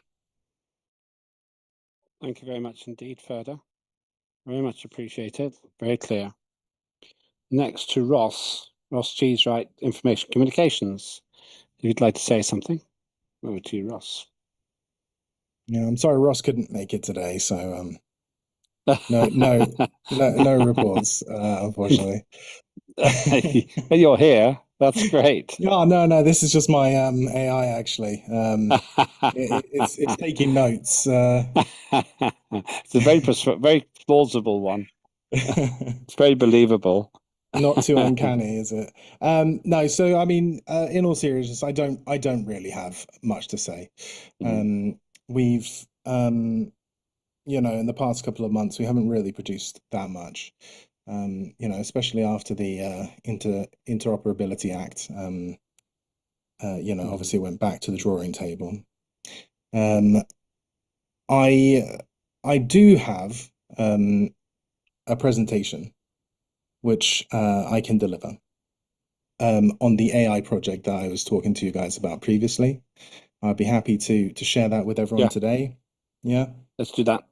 And additionally, as you said the other day, the Information and Communication Committee is open for business to help committees, amplify their messaging and to help AMPs deliver at local events and things like that as well. All right, give me 1 sec. I'll just get this open. Just while Ross is doing that, to remind you, voting is open. Remember that you have the protocols to vote for. We have the working group, two protocols, the working group for, let me just check, get this right. Yeah, you've got the vote on the agenda, then the Asgardia Opportunities Protocol, the Asgardia Digital Content Authorization Protocol, then the Asgardia Galactic Prime Directive Convention, and that's really the establishment of a working group. That's what we're doing there. Then the 3 third readings, Asgardia Competition Fair Trade Act, the Asgardia Tax Act, the Asgardia Contracts Act. That's what we're voting for. And then in terms of appointments, Mr. Nigel Evans as Acting Minister of Foreign Affairs till 15th of December. That's 13 Capricorn, not 0009 in the Asgardian calendar. And the approval of Mr. Salvas Muzakidis as Chair of the Mandate Commission, which obviously is an independent commission. It's outside Parliament because it regulates some of the work that we do. That's what you are voting for. And you have 14 minutes to do it. I will tell you when the voting is closing, but you have 14 minutes. Please do vote. If you have not voted, please do vote. Very important. And the voting, I'll tell you when the voting is closed. But back to you, Ross. Thank you, Lambert. Can everyone see my screen okay? Yes. Thank you. So today I want to share with you guys information about what I believe will become one of the core pillars of Asgardia's information and communication strategy. Now, we have a lot of information in Asgardia. We've got decrees, announcements, important blog posts, legislation. And if I'm being honest, it's not that easy to find, understand, or interact with sometimes. It's hard to know where to go for up-to-date information. And this is especially true if you're new. And as the nation grows, we're adding more and more information. And as a result, the problem is growing too. So for those reasons and more, I would like to introduce the official information curator, or for John Fine, the OIC. This is an AI tool that we will train in-house using all our available data to serve as a single central source of truth. And you can see 6 solutions on this screen here, but in reality, obviously, the possibilities are quite endless. The plan is to create a simple conversational interface that will answer queries for residents and interested people and act as a sort of press secretary. Whenever it responds, it will clearly link its sources so people can have full transparency and dig a little deeper if they wish. And using the power of artificial intelligence, we will be able to serve up the responses in just about any language, which will improve global adoption and appeal. There are, of course, as many use cases for this as there are stars. Okay, probably not that many, but just to name a few that this could help with. Onboarding new Asgardians, providing government updates, answering questions from journalists, helping citizens understand their rights, explaining laws in clear, understandable language, signposting people to government services and information. And honestly, the list just goes on and on. This tool represents a scalable and affordable resource for Asgardia.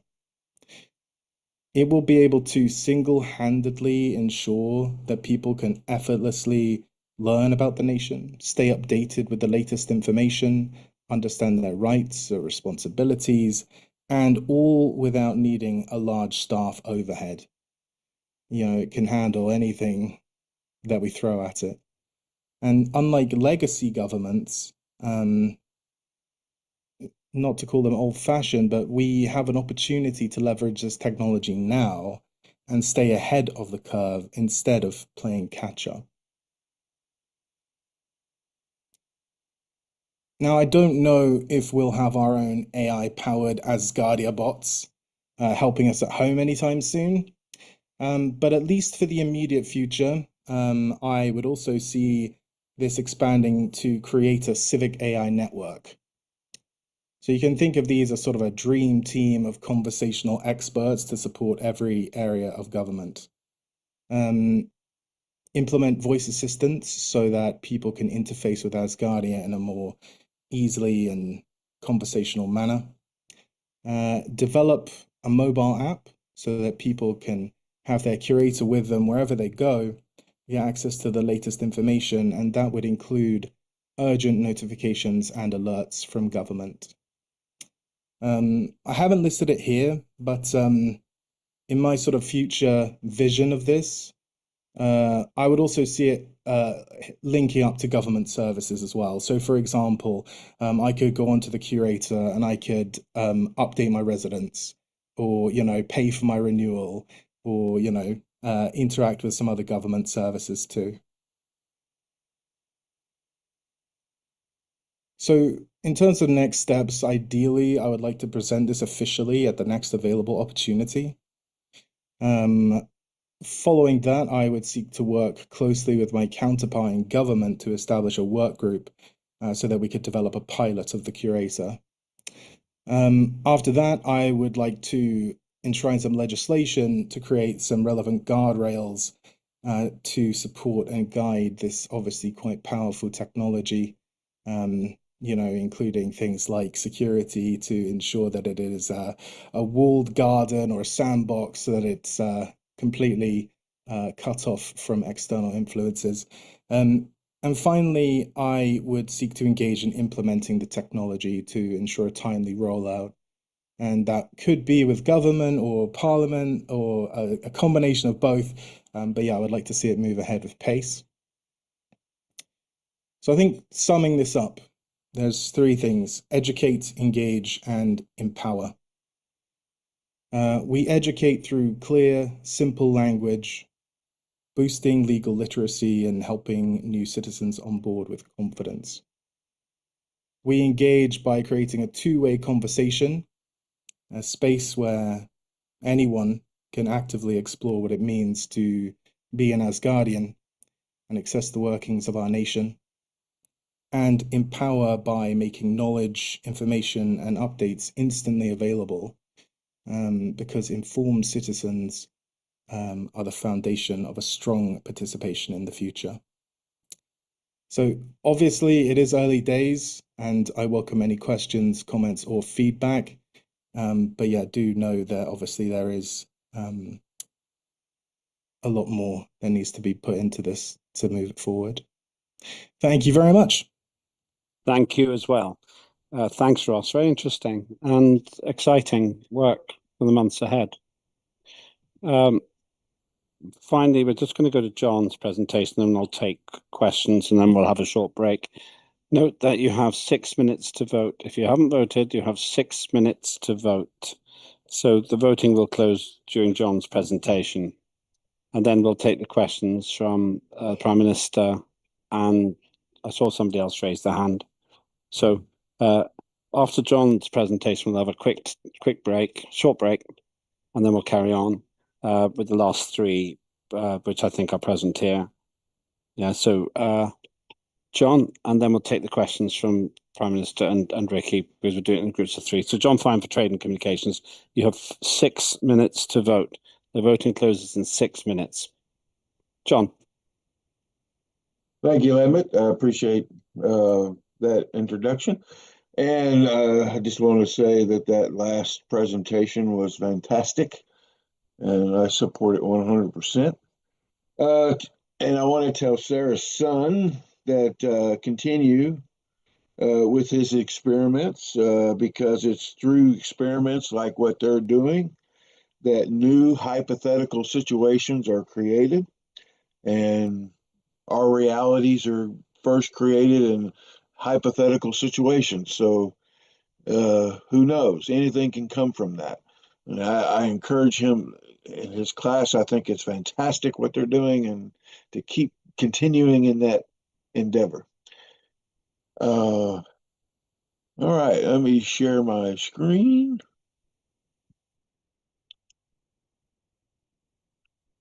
Hopefully I got it. Ah.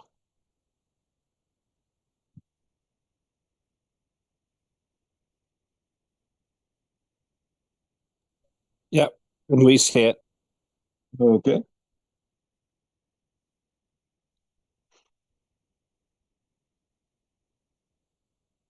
All right, this is the Trade and Commerce Committee Progress Report.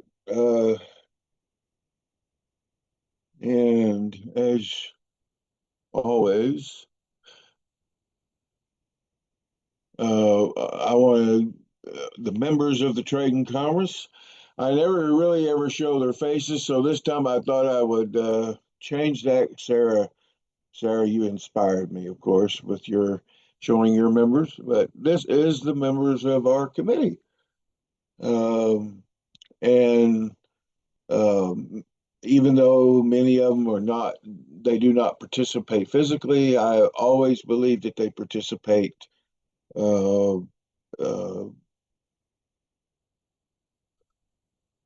through their support of the committee and their support of Parliament and other ways. So, and I'm always grateful for their support. And as always, I like to start out with a famous quote. Success usually comes to those who are too busy to be looking for it. And that was by Henry David Thoreau, who is an American essayist, poet, and philosopher. Our mission and purpose. The Trade and Commerce Committee works closely with Parliament and the ministers, focusing on legislation that supports Asgardia's involvement in the new space economy and international relations. The committee's goal is to frame laws that foster revenue-generating assets and strengthen connections with the United Nations and the global business community. Our focus, the Trade and Commerce Committee aims to connect Asgardia with the global economy through legislation, high-level business relationships, and collaborative communications.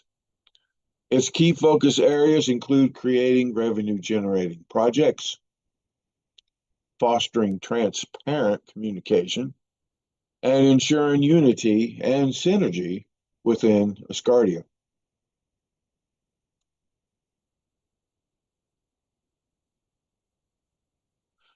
Our focus, the implementation phase through collaboration. Of course, we have communication oriented. This is a collaborative operations emphasizing effective communication among all participants. Task-oriented. This is achieving tasks, goals, and projects within a well-defined structure with roles, responsibilities, task delegation, deadlines, and benchmarks all in place. Network-oriented.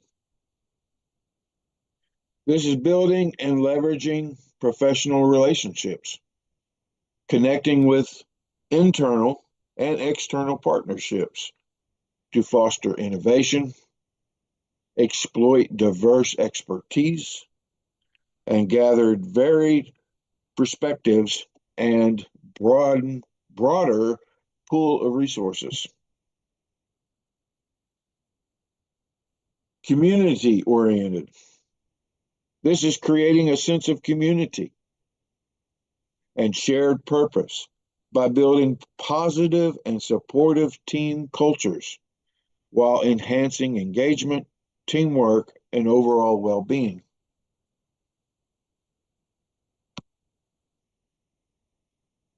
And our future goals. And this one here, you all are very familiar with. This is the Competition Fair Trade Act, final draft complete and up for vote. And that goal should be, hopefully will be completed by the end of this session. The advancement of this act has been remarkable. During the latest Legislative Merit Review Group, LMRG meeting, numerous provisions were scrutinized and debated. The collaborative effort from the team has resulted in a final draft that Parliament is voting on in this session. We have high hopes for the Act's approval and eventual enactment into law. Our committee designed this Act to address any gaps in our trade and commerce legislation. Predictably, it will serve as the adhesive that ensures Asgardia's trade and commerce remains robust, sustainable, and adaptable to both terrestrial and extraterrestrial territories for many centuries. We appreciate your continued support and look forward to future endeavors as our committee fulfills its constitutional duty to collaboratively pursue legislative frameworks aimed at enhancing Asgardia and the lives of its residents. The Asgardia Opportunity and Digital Content Authorization Protocols. These are reward-based programs under review, and we had their first reading this session. And they were prepared where they will go to be prepared in the LMRG. That's what we initially tried to do. I will say that I'd already reviewed these using LMRG protocols initially, so they have already gone through that process, because I knew they were eventually. Originally, I thought they were going to be acts, and I knew they were going to get to the LMRG eventually. So I went ahead and saved myself some time and reviewed them with using the LMRG protocols. So, which makes sense.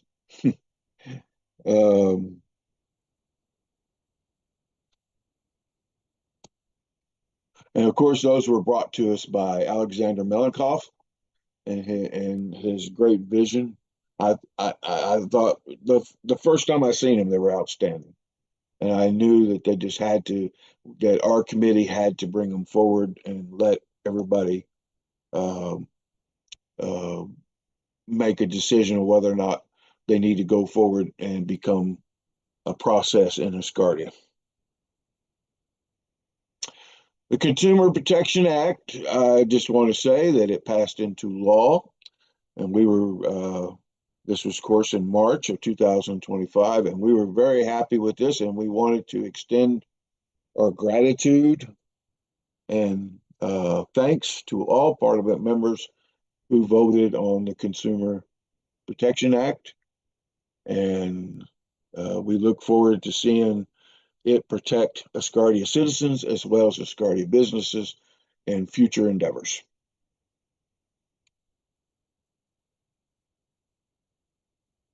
The Above Space Initiative,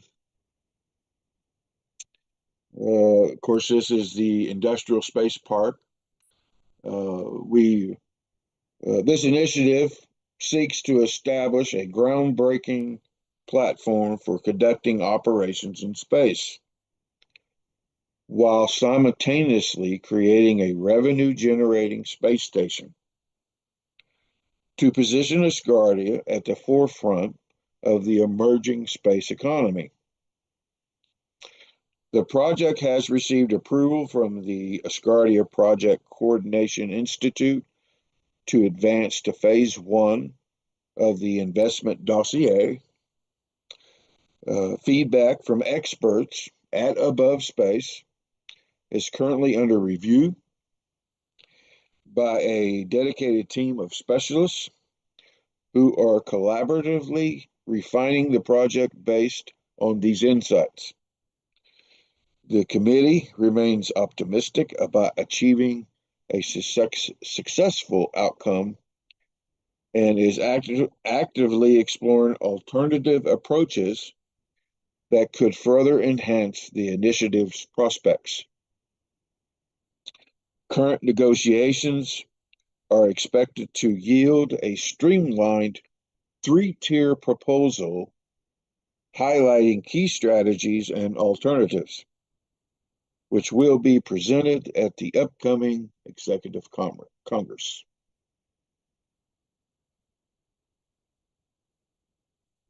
And of course, the Asgardia 2 launch project, you heard the Science Committee also give some input on this, and we are also part of that project.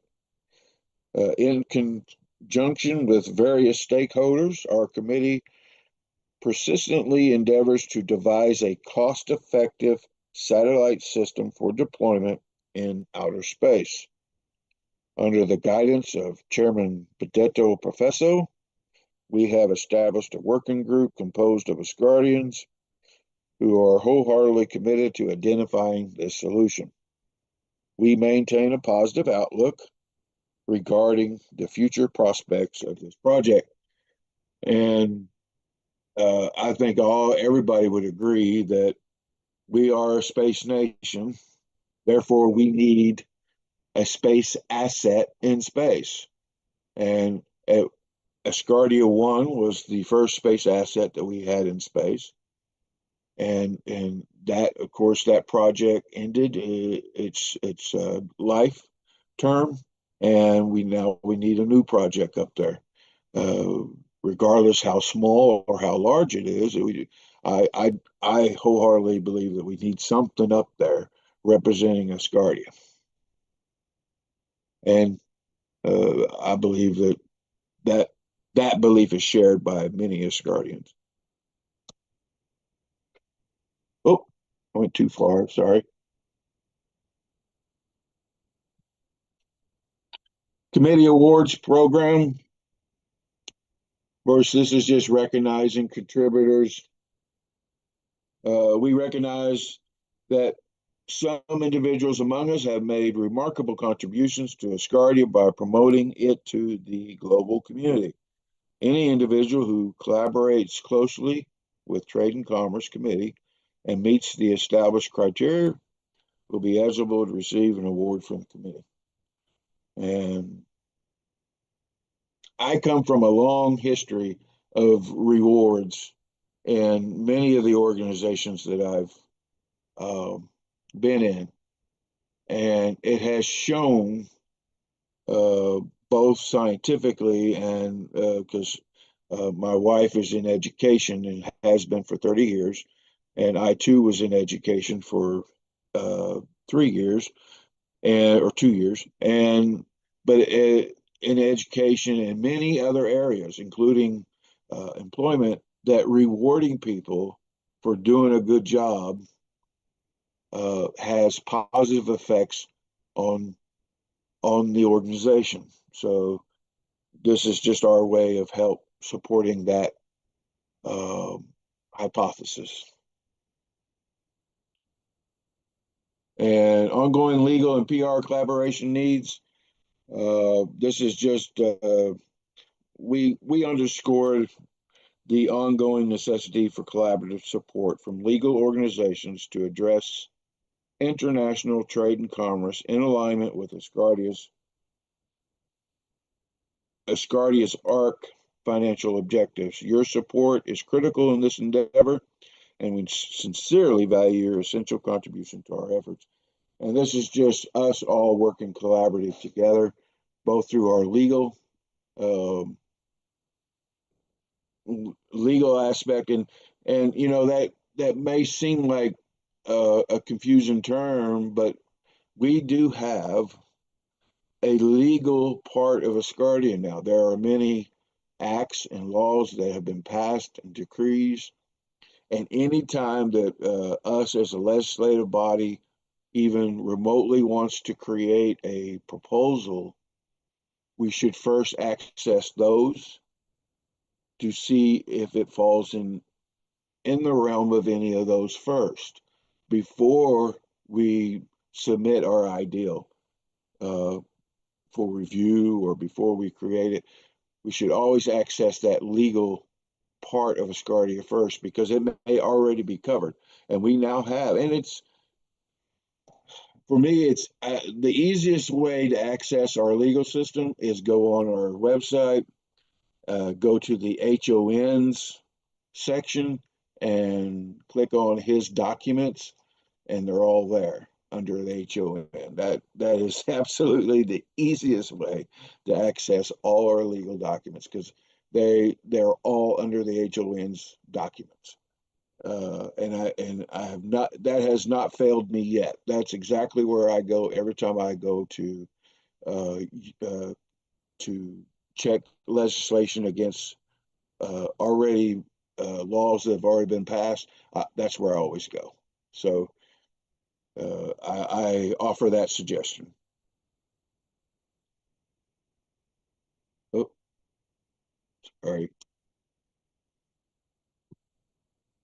Come it. All right, timeline of achievements. Year one, we passed the E-commerce Act became a decree, and that was in August of 2023. Year two, the Digital Properties Act became a decree, and that was July of 2024.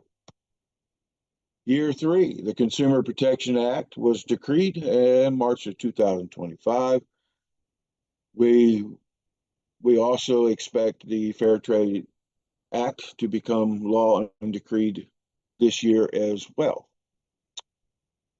Year four, we hope the opportunities, I say act, I didn't change, the protocols, the opportunity protocol and digital content protocols become decreed and initiated. They may well become decreed this year, but I don't expect they'll be initiated this year. I expect that they'll be initiated sometime the beginning of next year. But who knows? We got some high-spirited people out there that are coming up with some great ideas. For instance, the one we just saw. And so, you know, anything can happen. We got some very intelligent people here in Asgardia, and a lot of motivated members on our parliament team, like Sarah and all those that you've seen presenting today. So yeah, anything can happen. Year five is to be announced. Right now, it's an open forum for future advancements and next Parliament prep. I don't suspect that we will be creating any trade and commerce legislation during year five, because I feel that this piece of legislation we're passing this session meets the priority legislation that the HON originally had envisioned for trade and commerce. it meets all. It is the end of that commitment. So, or the capstone of that commitment. So I believe we have developed our circle of legislation to create a robust trade and commerce environment through legislation for Asgardia. So now we'll just be looking to either make improvements on that legislation, or we may actually start working towards our project area a little bit more, and supporting Alexander's protocols and trying to support that. That may also be a possibility.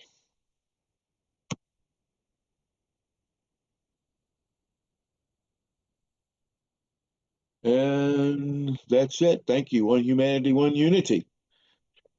Thank you, John. Thank you, Ross. Thank you, Ferda. We'll take the questions or comments from Lena and Ricky, and then we'll have a short break, and then we'll get to the final part of our session. We'll have a short break. But first, let's get the questions first. So Lena and then Ricky. Hi, thank you. So my comments are to Ross. I would suggest that we discuss this presentation he made basically separately, because it clearly is a very resource demanding idea. It is a very interesting and good idea.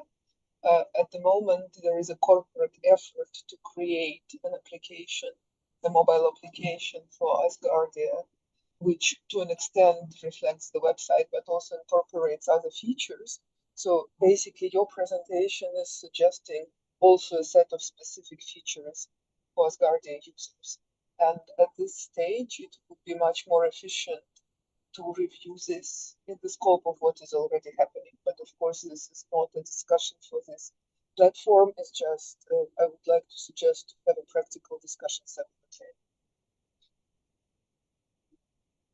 Thanks very much indeed. Well, we will obviously return to this and discuss it further as time goes on. And Ricky. Yes, Ross, good presentation. Have you been in contact with your minister concerning this also, and Michael Chirino, the Minister for Safety and Security, for the cyber side of it? No, actually, Ricky, this is it's breaking news, but it is definitely on my to-do list. But as the Prime Minister says, it may be in sort of alignment with something that they are already working on. So I probably and it would be my honor to speak about it with Lena at some point. But yeah, after that, Ricky, then absolutely, I would hope to be working very closely with them if it is indeed something that we can move forward on, depending on what is already kind of in process at the moment. So yeah, great question. Thank you. Thank you very much. Any other questions for these three before we take a short break? Okay, thanks. Let's take a short break for John. Yeah, on Ross's idea, I just want to say that I really appreciate all the effort you went into your presentation, and your ideals are spot on. I love the acronym too. So, but yeah, I don't know how this is going to work out in the future, but I certainly hope that that something, if what manifests is very similar to what you just presented, Asgardia will be miles ahead of many other government organizations. So yeah, thank you for your presentation. Thank you very much, everybody. And this is work in progress, as you've heard, but things are suddenly really moving pretty quickly in that area. Thank you. What we'll do is we'll take a 6-minute break, so till 25 past, and then we'll do the remaining reports. I think we'll have 3 live reports there. And then the voting is now closed. So we'll be able to, well, after this, it'll be nearly finished. I think we'll be finished by the end of this hour, because after the break, we'll have the remaining reports. I'll invite anyone who has priority acts to share. We're going to have the election of the Chair of Youth and Education Committee. I'll sum up the results, closing remarks, Asgardia National Anthem, and the sitting will be closed. So, okay, don't go very far, but we'll start again in, well, I'll give it 7 minutes, so 27 minutes past. And John, sorry, Peter, you're next, by the way, after the break.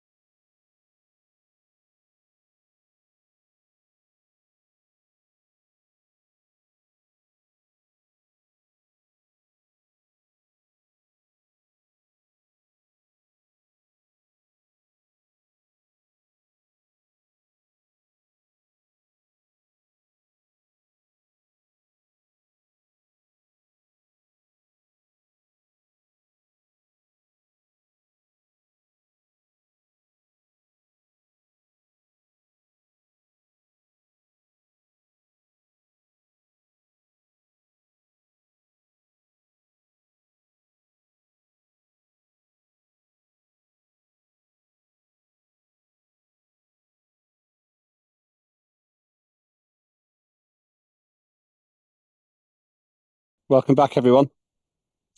So we will now continue with the remaining reports of committees.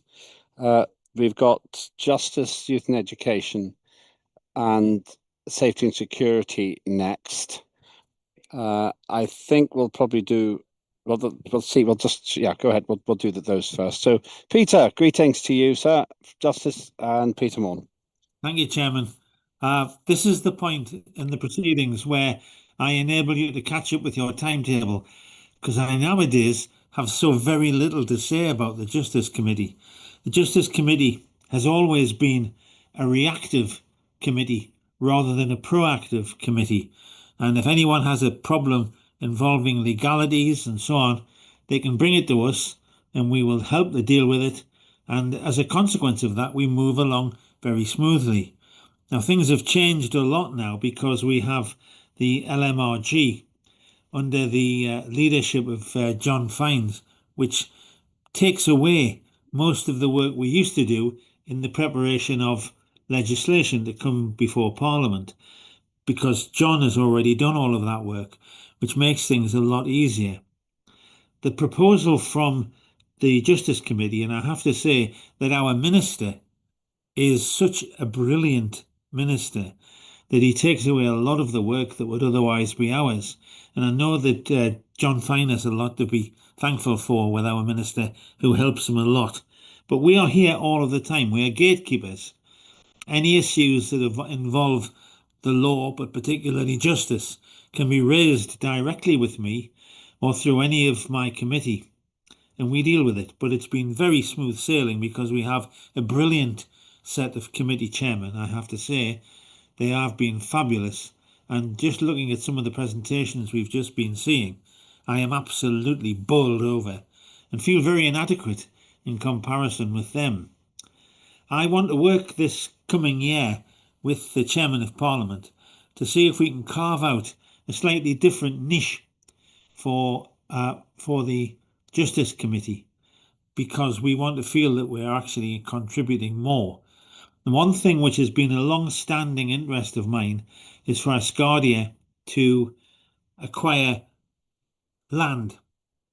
And we heard our foreign minister-elect, Nigel, talking about this yesterday.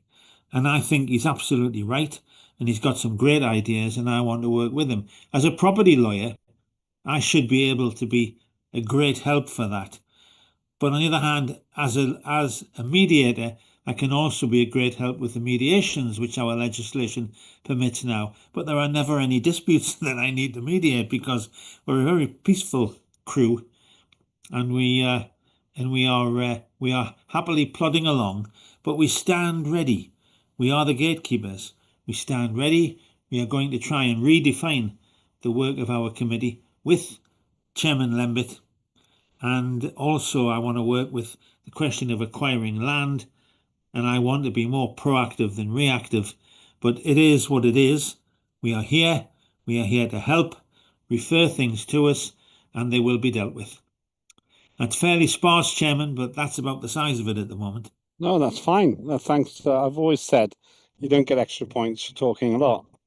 If anything, it's the other way around. So thank you for your concise, for your clear brevity, and for your continuing work as well. Very much appreciated. Let's move on to the next two in this group. Youth and Education is a vacancy we will deal with very shortly.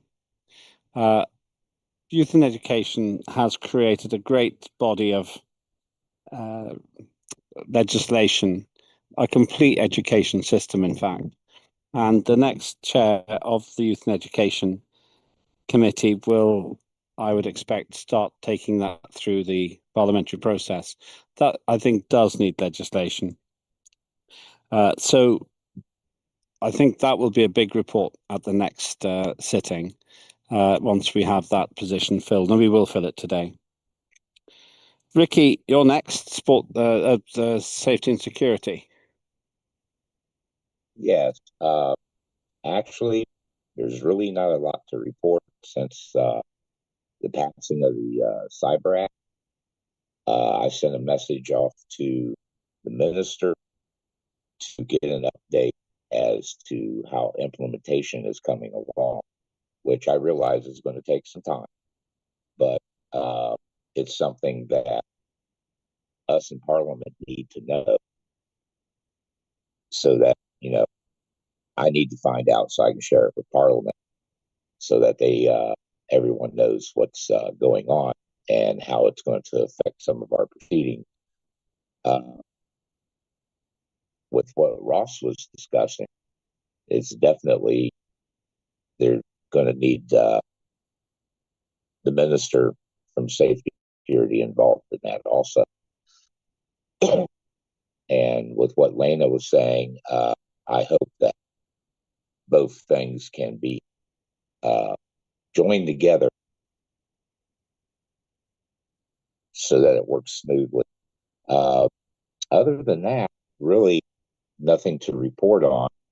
There's a couple of things I've been working on, which you know about, and I hope to be able to present those at the Executive Congress. And that's all I have right now. Thank you very much. Any questions for Justice, Youth and Educational Safety and Security?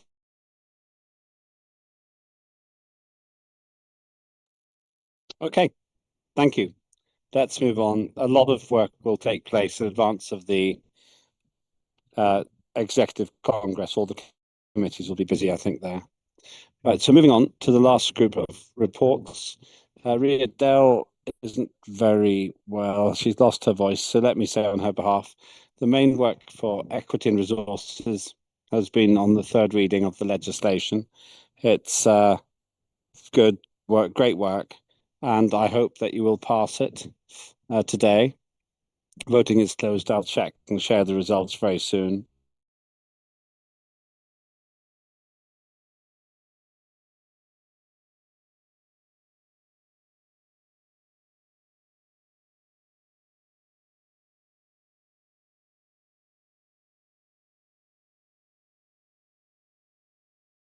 And apparently we lost Lambert.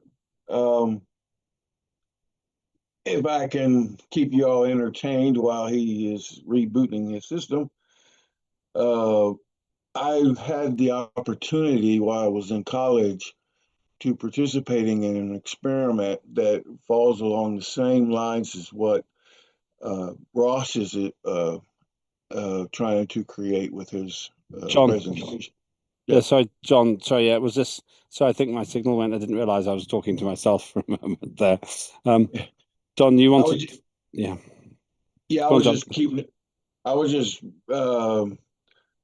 making an observation that I got to be participate in when I was in college, and it was an experiment that the government was producing. In it was very similar to what Ross was doing, and of course there were similarities and many differences. They're trying to achieve the same goal as what but they're only doing it with legislation. They wasn't doing it with every aspect, and that's one of the things I love about Ross is it's not going to tap into just the legislation of Asgardia, but everything. And of course, they were testing the interface between those who want information and the AI that they were using that receives those requests. And they asked us as college students to participate in it, and of course ask questions. What do we want to know, and what would we like to know about this legislation, whatever. And so I used it while I was in there. It was and they use that process, that interaction between the person and the AI as research to try to develop their program. So I would suggest that we would probably need something similar to make sure that the interaction between the participant and the AI, I would think we would also need to conduct some kind of research in that area. but I applaud Ross because his meets so many things that system didn't meet. It was only specific to a certain area, where Ross's was reach globally and reach all of Asgardia. So I really love that aspect of it. And the only other platform I know that even comes close to that, of course, is Google AI, and it works off the international part of it too, which remotely enough or remarkably enough, it you ask Google AI what Asgardia Space Nation is, and it comes up with some really good stuff. So anyway, and maybe Chat GPT is close to that too as well. All right, Well, that's I just well done, John. John, you've got yourself a new job now as warm-up man for Lembidobic. No, well I done. was just trying to keep y'all entertained while Limbic was getting his system back online. Yeah, I So, didn't. back to you. I knew what you were doing there, actually. So thank you. That was very helpful. I tried to sort out my system. Very rarely goes down. Thank you very much, John. Interesting commentary. I much appreciated. I happen to agree with what you've said as well. Thank you. Let's move on then with, as I say, with Ria. Her main work has been in regard to that legislation, and I won't repeat that again. Benedetto can't be with us today. He has been with us. He's not with us today, but there is. He's always available to give more information. I think manufacturing will become important as we shift into this period of delivery, and Benedetto will be. He's confirmed he's coming to the Executive Congress, so there's a lot to discuss there as well. The Congress will, of course, be very important, in my view, in the context of having a result which delivers long-term results for all of us. So let's go to the final presentation, which is for culture from Ugo. Ugo, over to you.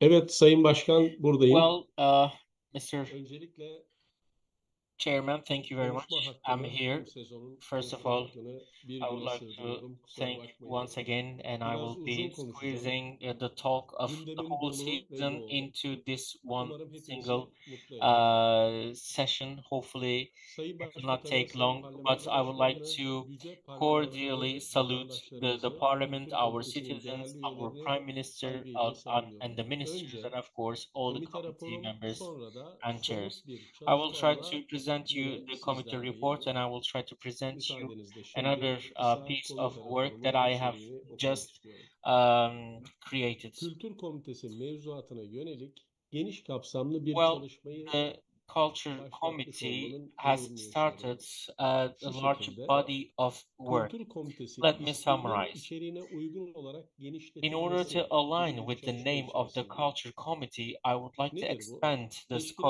of that Teşkilatımızın committee. şemasının What I oluşturulması. mean is that we need to create an Bakanımız, organizational structure başkan, of başkan our body, yardımcıları, and görev ve yetkiler, we would like kuruluş to ve have görevlerin the açıkça ifade terms edilmesi, of references or birimlerimizin the oluşturulması, explanation of the duties and DSL başta definitions olmak and so üzere on. kütüphanelerin And hizmet especially standartlarının starting from the DSL, belirlenmesi, the service turizm concepts and the müdürlüğünün terms of oluşturulması, all these structures müze should be müdürlüğünün created and sanat written down, eserlerinin ve and yazarların also eserlerinin kişi the sayılı works of değerlendirilmesi art ve of beyana writers, of dayalı koruma creators sağlanması should be gibi başlıklarım also, var. determined in Öncelikle a very bunları short söylemek time. These isterim. are some Komite of the raporum bu main şekilde. titles Çalışmalarım of da bu our yönde. report, Şimdi and these are the things that müsaade I'm working ederseniz, on. And Ferda if you İnan let beni me, duyuyorsa, and if Ferda Inan is benim hearing bir me, by the sonraki way, somut çalışmamın I ekrana have yansıtılmasını istiyorum a Ferda Hanım'a. certain Çok work teşekkürler. that Evet. I have been working on, and Yine I want to bildik share bir that with arkadaşı you. görüyorsunuz ekranda, Again, you Raydin. can see Diyeceksiniz here ki our konumuzla dear old ne friend alakası var? Raiden, and you Evet, might şimdi be size thinking açıklıyorum durumu. how it is relevant.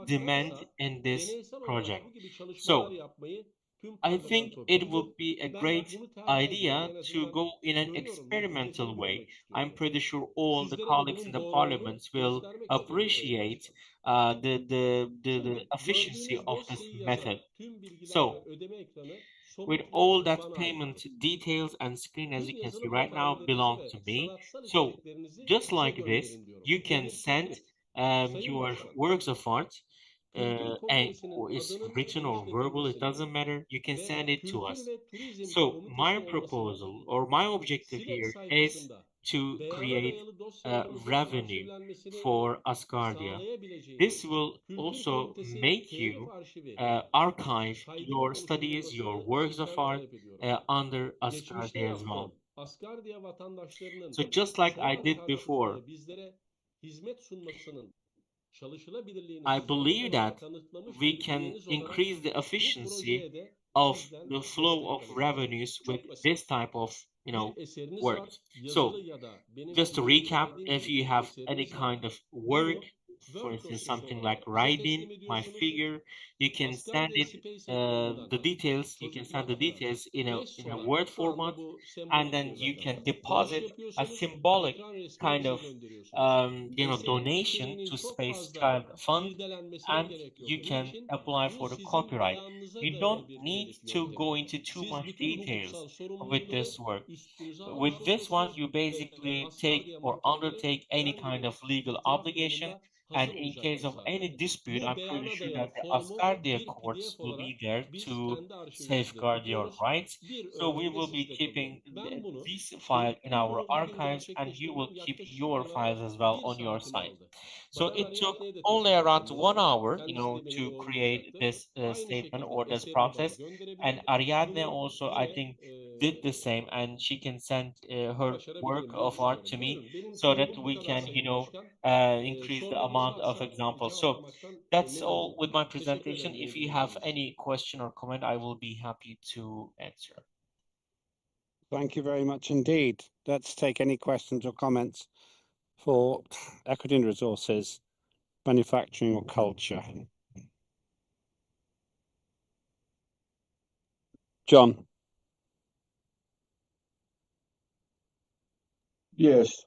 And I just wanted to say that the opportunities protocol is exactly in the spirit of allowing what Ugur is presenting. So, in other words, if we pass the protocol, then what Ugur is trying to do will now be can become an accepted practice in Asgardia under that protocol. I would say that that the only thing is that it has to, of course, meet the obligations under the Copyright Act, which was passed into law, and so that would need to be referenced when Uber's putting together his packages. But other than that, I think it's a great idea. I think and it would definitely fall under the opportunities protocol. If not the digital content protocol, could actually fall under that as well. It could fall under either one of those, and if they're passed. So it would, yeah, it's just a perfect example of how we can create business within Asgardia and get that circulation that we need. Any nation needs its citizens to be actively creating a means of economy or economics, and those economics need to be rotating and traveling to various ways and various things in that circular motion to complete that cycle. And so, yeah, I applaud Ugur. Of course, he's always coming up with these great ideas. And thank you for your presentation. Thank you, John. Ariadne?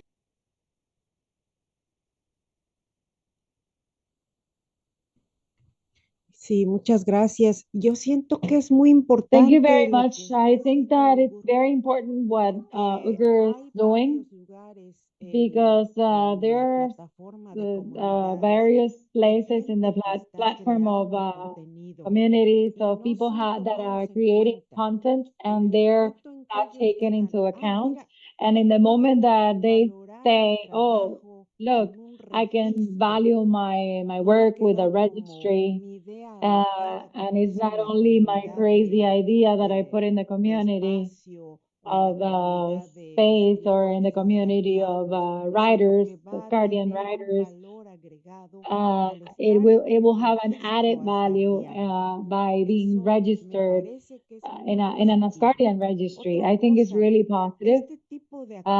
Something else, this type of activities deserve that the highway to space covers and to note that we are doing things to value the content of the people that are in Asgardia. And I think that that indicated person will be Ross to create a pathway to explain in a better way and to count on this tool in the future work that the Prime Minister was explaining, and that we can something that we can get into a reading of an ebook where you find your register work as a guardian. It would be great. These are things that we can achieve little by little, and I applaud his initiative and something that he has been working on and he has been perfecting the passage of time. Sometimes in the past, I would get nervous when a law comes out, if the law focuses and it opens into an area that gets consolidated, and it's what happened with the Galactic Society. Verda said that Jason said Jason got communicated with her, and he also sent a letter to the Lembit OPIC, and they sent to the Prime Minister Lena Lewin, and people that are seeing that Asgardia is creating content and creating initiative, and they want to come to us and they want us to work with them. And I think that's really pretty because Jason Stardust is a person with a huge vitality, and many of us know him and we have talked to him, and I think it's really interesting. And the moment that he gets interviewed and the highway to space, as we have done with other people's vinculated to his work, I think, well, I'm gonna say congratulations to all the people that are contributing to this, and never think that your thread that you sent is not linked to everything that we are doing. It's not only one person, it's everybody. Thank you. Thank you, Ariadne. Appropriately, last word then to Ugo. Sayın Başkan, sevgili Distinguished Chairperson, Başkanımız John Finer ve Ariadne, and I would like to thank Mr. John Fine and Ariadne inançlarından ötürü, for the faith that they put in me and for their support for this project. I'm sure you all support this project. But thanks very much for all the supporting messages. Now, esteemed Chairperson, I would like to make the following request. I would like to mention Ross and Ariadne. As you may remember, Ross published a book in which there were our micro stories. They were not proper stories. Maybe we can call them micro stories, right, Ariadne? For example, Ross,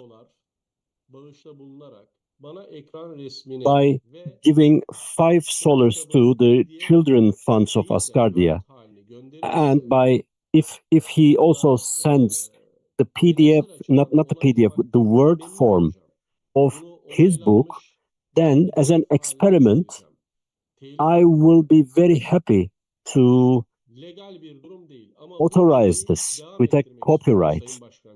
Maybe this is not going to be a legal situation right now, but this could be a proof. This could be an example of the fact that the system is workable. And I just want to test that. Ariadne is also a colleague.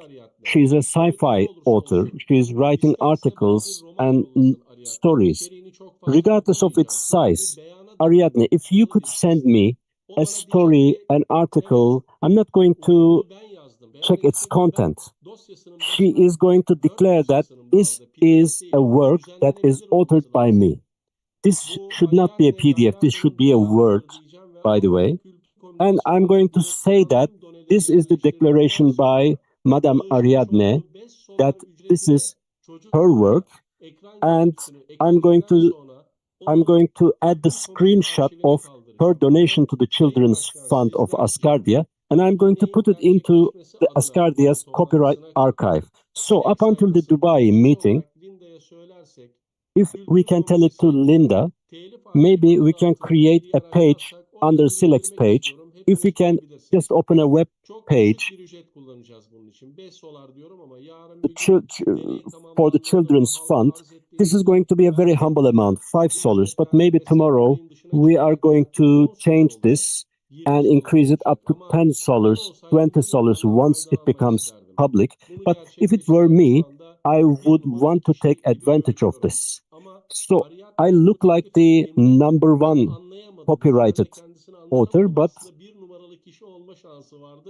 Ariadne had this chance of being the #1 copyrighted author, but she still has the chance to be the second copyrighted author of Asgardia. So I would like to make an announcement here. Any work of yours, please send it to me and just donate $5 to the Children's Fund of Asgardia and send me the screenshot so that I can copyright your work. Thanks very much. This is all I would like to say. Thanks very much, Ugo, and everybody, for a very interesting set of reports and progress for the Asgardia Executive Congress in Dubai. We have work to do.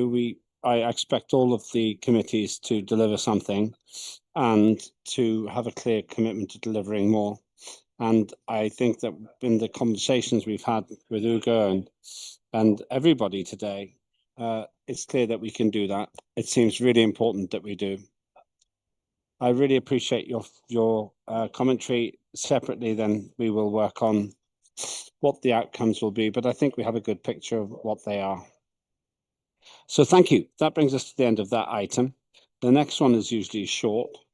I invite you to communicate with me if there are priority acts that you would like to put forward. The current timetable means that if approved, then 3 acts will be passed through third reading. Because we're using the protocol and working group system for the other ones, we have capacity to introduce further legislation. I only want to do legislation which is relevant. We don't have to make legislation every time. And maybe the protocols and the establishment of working groups are other things that we might want to use more. But as always, I would invite you, especially the committees, to come forward with proposals that we think are necessary. 2 considerations. Think about what will achieve what Ugo has just said, increasing the Asgardian residency numbers, and what a lot of the legislation is focused on, and that's getting the economy going. So my request would be, please do try to send me something on those things if you have requests, suggestions. And I would ask you to share them by this next Thursday so that we can discuss them in a meaningful way in the Chairs Committee and also in the question and answer. So now we move to the next one, the election of Chair of Youth and Education Committee. We have one applicant. You probably know who that is already. and that is Sebahattin. So I'd invite Sebahattin to make a brief contribution. There are no other candidates, so after he's spoken, everyone can ask questions, but only the committee can vote. So I'll talk about how we vote in a moment, but it's only committee members that can vote. And I'll be asking if anyone objects to his nomination. If they do, then I'll have a vote of all of the Youth and Education Committee members who are present. If they do not, then he becomes the chair. So, Sebahattin, over to you. Tell us about yourself and why you would like to be the chair of Youth and Education.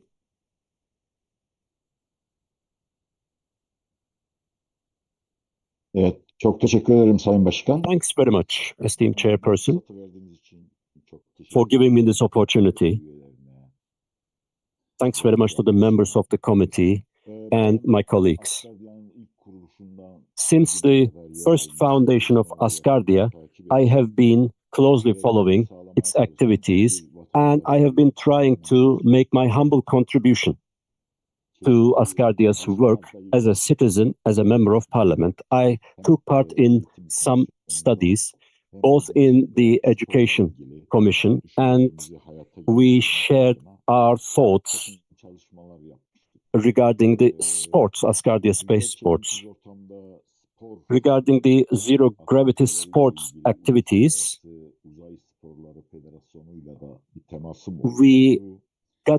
I personally got into touch with the International Space Games Federation, and we have this Asgardia Space Games project. We tried to implement this, and we tried to draft its legislation and its organizational scheme and structure, but unfortunately we couldn't put this into practice. And meanwhile, because of the committee's internal problems and because of my personal problems, we couldn't come together as a committee. But personally, I think that this committee has to continue. And as a person who wants to continue this committee, because of this gap, I wanted to announce my nomination. But if there are any other candidates, of course, I'll be ready to share my thoughts. But I would like to do a couple of things once I become the chairperson. I have some certain projects on behalf of the committee, and we can even develop these projects further. I have already sent emails regarding these projects. I have a small declaration as the candidate committee chairperson, and in the future we are going to put more flesh to these projects. I'm an academic, so I'm in the university space, and I am collaborating with all the universities in my field, but especially with the university youth and academies that are providing education in terms of space. And in order to get into touch with them, I believe sports and games are very attractive to such people.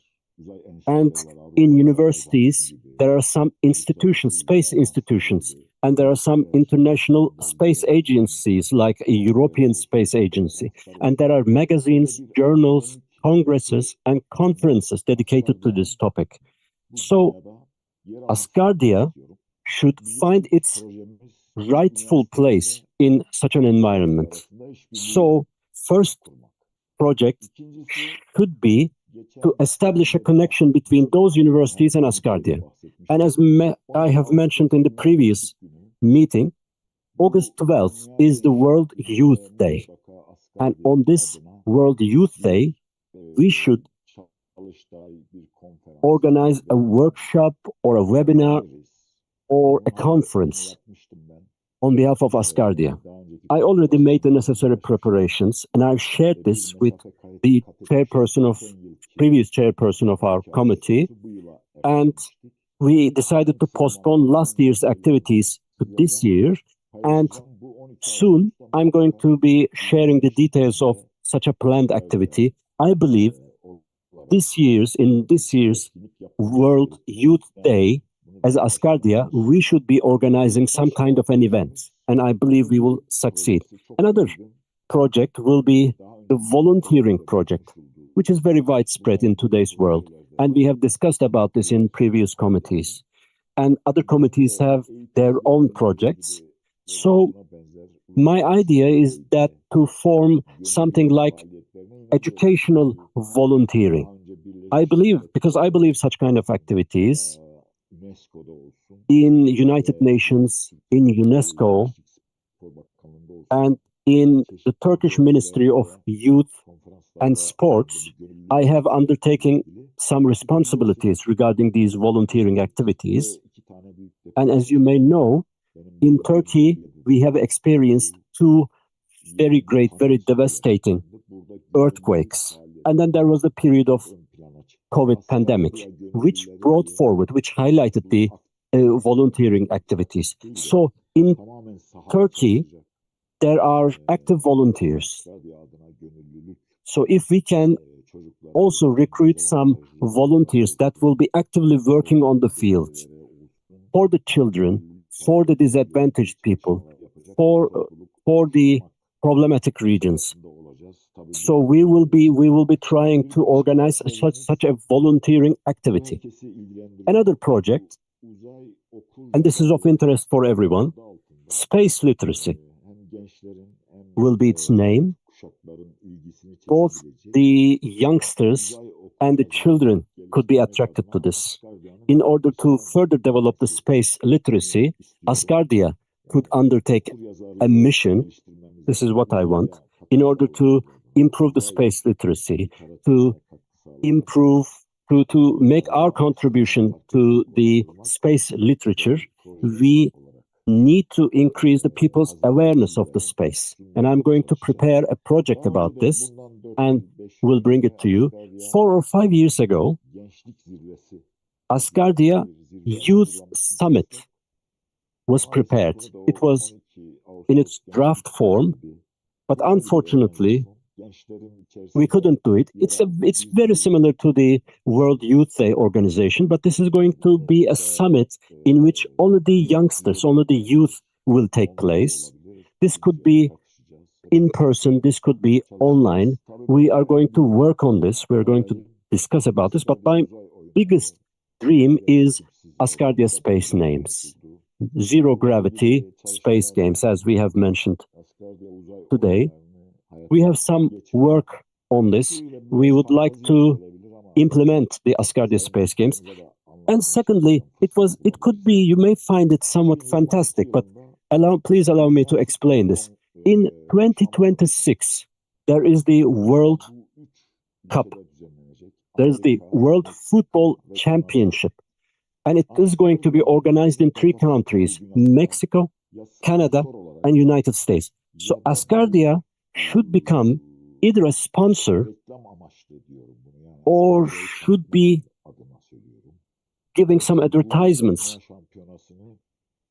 during this World Cup, because probably 3.5 billion people will be watching this World Cup. So if we can show ourselves during the final match, for example, or during a very important match, if we can create a banner of Asgardia and show it to people during that match, I think this would be a brilliant opportunity for us to promote ourselves.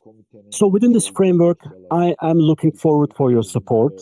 We are going to create an archive of all the previous studies, and I will be making my contribution to the curriculum of Asgardia Space Training.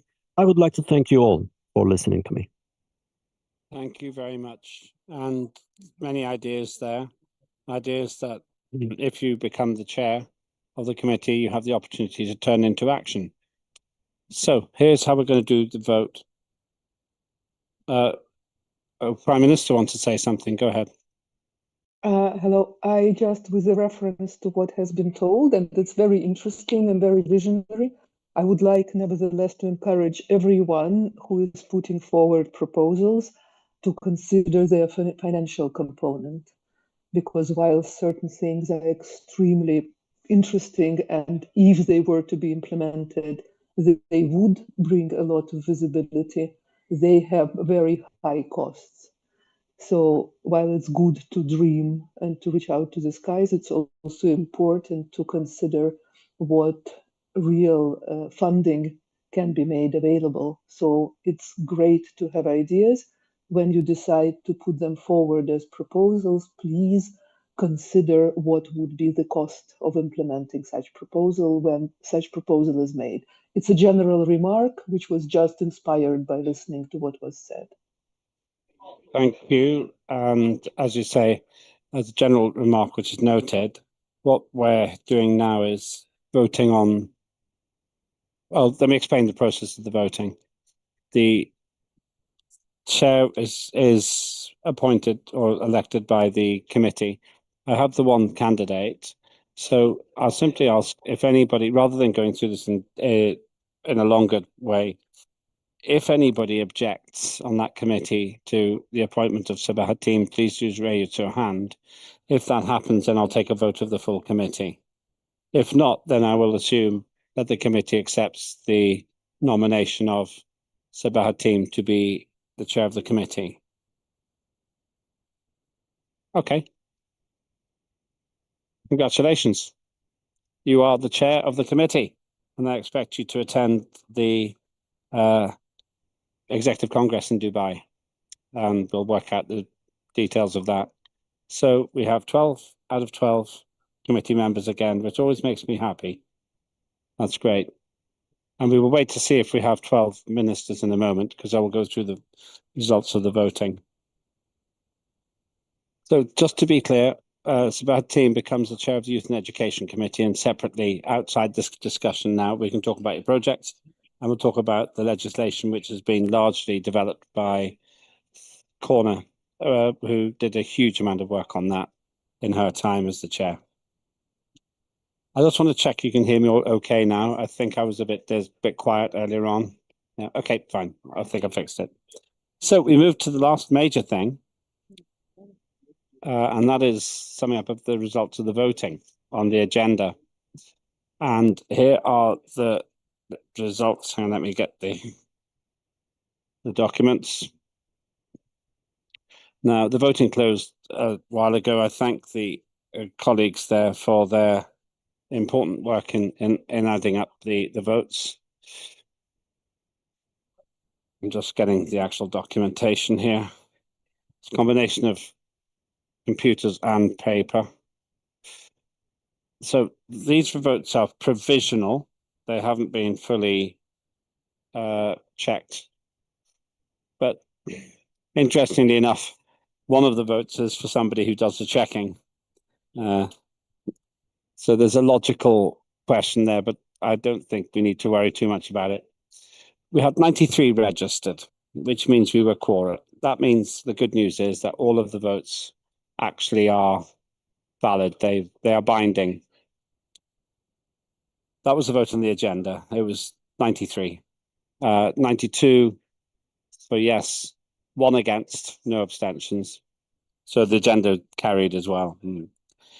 Now, moving on to the Asgardia Opportunities Protocol, in favour 91, against 1 and abstentions 1. So that is carried. And we'll work out what that means and how that gets implemented. For the Digital Content Protocol, or to be precise, the Asgardia Digital Content Authorization Protocol, in favour 91, against 1, abstentions 1. So again, that gets carried. And we'll make sure that the right committees are doing the work on that. On the Asgardia Galactic Prime Directive Convention and the establishment of the working group, 87 in favour, 1 against and 4 abstentions. So we are going to set up that working group. Very excited by that. A lot of work for Ferda and others, but this is really great news. Well done, Carl and Ferda in particular.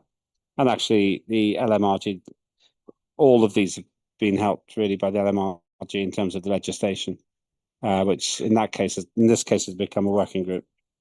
The Competition and Fair Trade Act third reading, 91 in favour, 1 against and 1 abstention. So that passes. It has completed its time in the system. On tax, Sarah's first piece of legislation, 85 in favour, 1 against and 5 abstentions. I guess people aren't so sure about paying tax, but that passes to third reading at last. It goes to, after 5 years, it goes through. And we thank Alexander Rizzi for his work as well. Sarah was standing on the shoulders of giants in making that happen. Ria Dell's Contracts Act, in favour 90, against 1, and abstentions 1. So that gets passed as well. Well done, Ria. Get well soon. That's important. That leads us to the 2 appointments. For Salvos Mouzakitis as the chair of the Mandate Commission, 89 in favour, no one against and 3 abstentions. So Salvos, well done, you're back.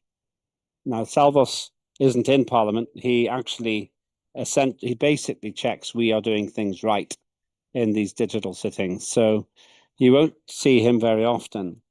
But in there, we know there's a man who really understands how Parliament works and will make sure, with his massive legal experience, that our high standards are sustained. And finally, Nigel Evans, the candidate put forward to us by the Prime Minister, Lena de Winner, for acting Foreign Minister till the 15th of December 2025. That's 13 Capricornus 0009. In favour 90, no one against and 2 abstentions. So at last we have an acting Foreign Minister who really wants to do the job. Those are the results of the voting. I'm really pleased, very pleased that all of this has happened. Very productive session, actually. That leads me to my closing remarks, and they're very short. Day 1, we had the usual opening of votes and announcements. Day 2, we've been through all of that work that I've just been describing in terms of the vote outcomes. And thank you, everybody, for what has been done. And I'm pleased that you voted, and I'm pleased we're quorate. On day 3, we had that fascinating speech by Flores, the Minister of Science, and good presentations from colleagues from the parliamentary committees, and the election of a chair of Youth and Education Committee, which is really great. Having 12 committee chairs it means a lot to me. It's important, especially as the work is increasing. We've covered the voting results, and I just want to say that between now and October, we have a lot to do. We have the next digital sitting, which will be in September, but all the committees, all 12, have to deliver results that we can present to the head of nation, who is an executive head. He isn't just like a king in the distance. He's somebody who really cares about Asgardia's success. So we all have duty to make our part work. And even more importantly, at the Executive Congress, to plan out how we take Asgardia to the next stage. That's my duty, it's your duty, all of us here. But working together, we are standing on the threshold of a dream where Asgardia could become centre stage on the protocols for meeting other life, which many people treat as a Hollywood story or a joke, but actually is really essential.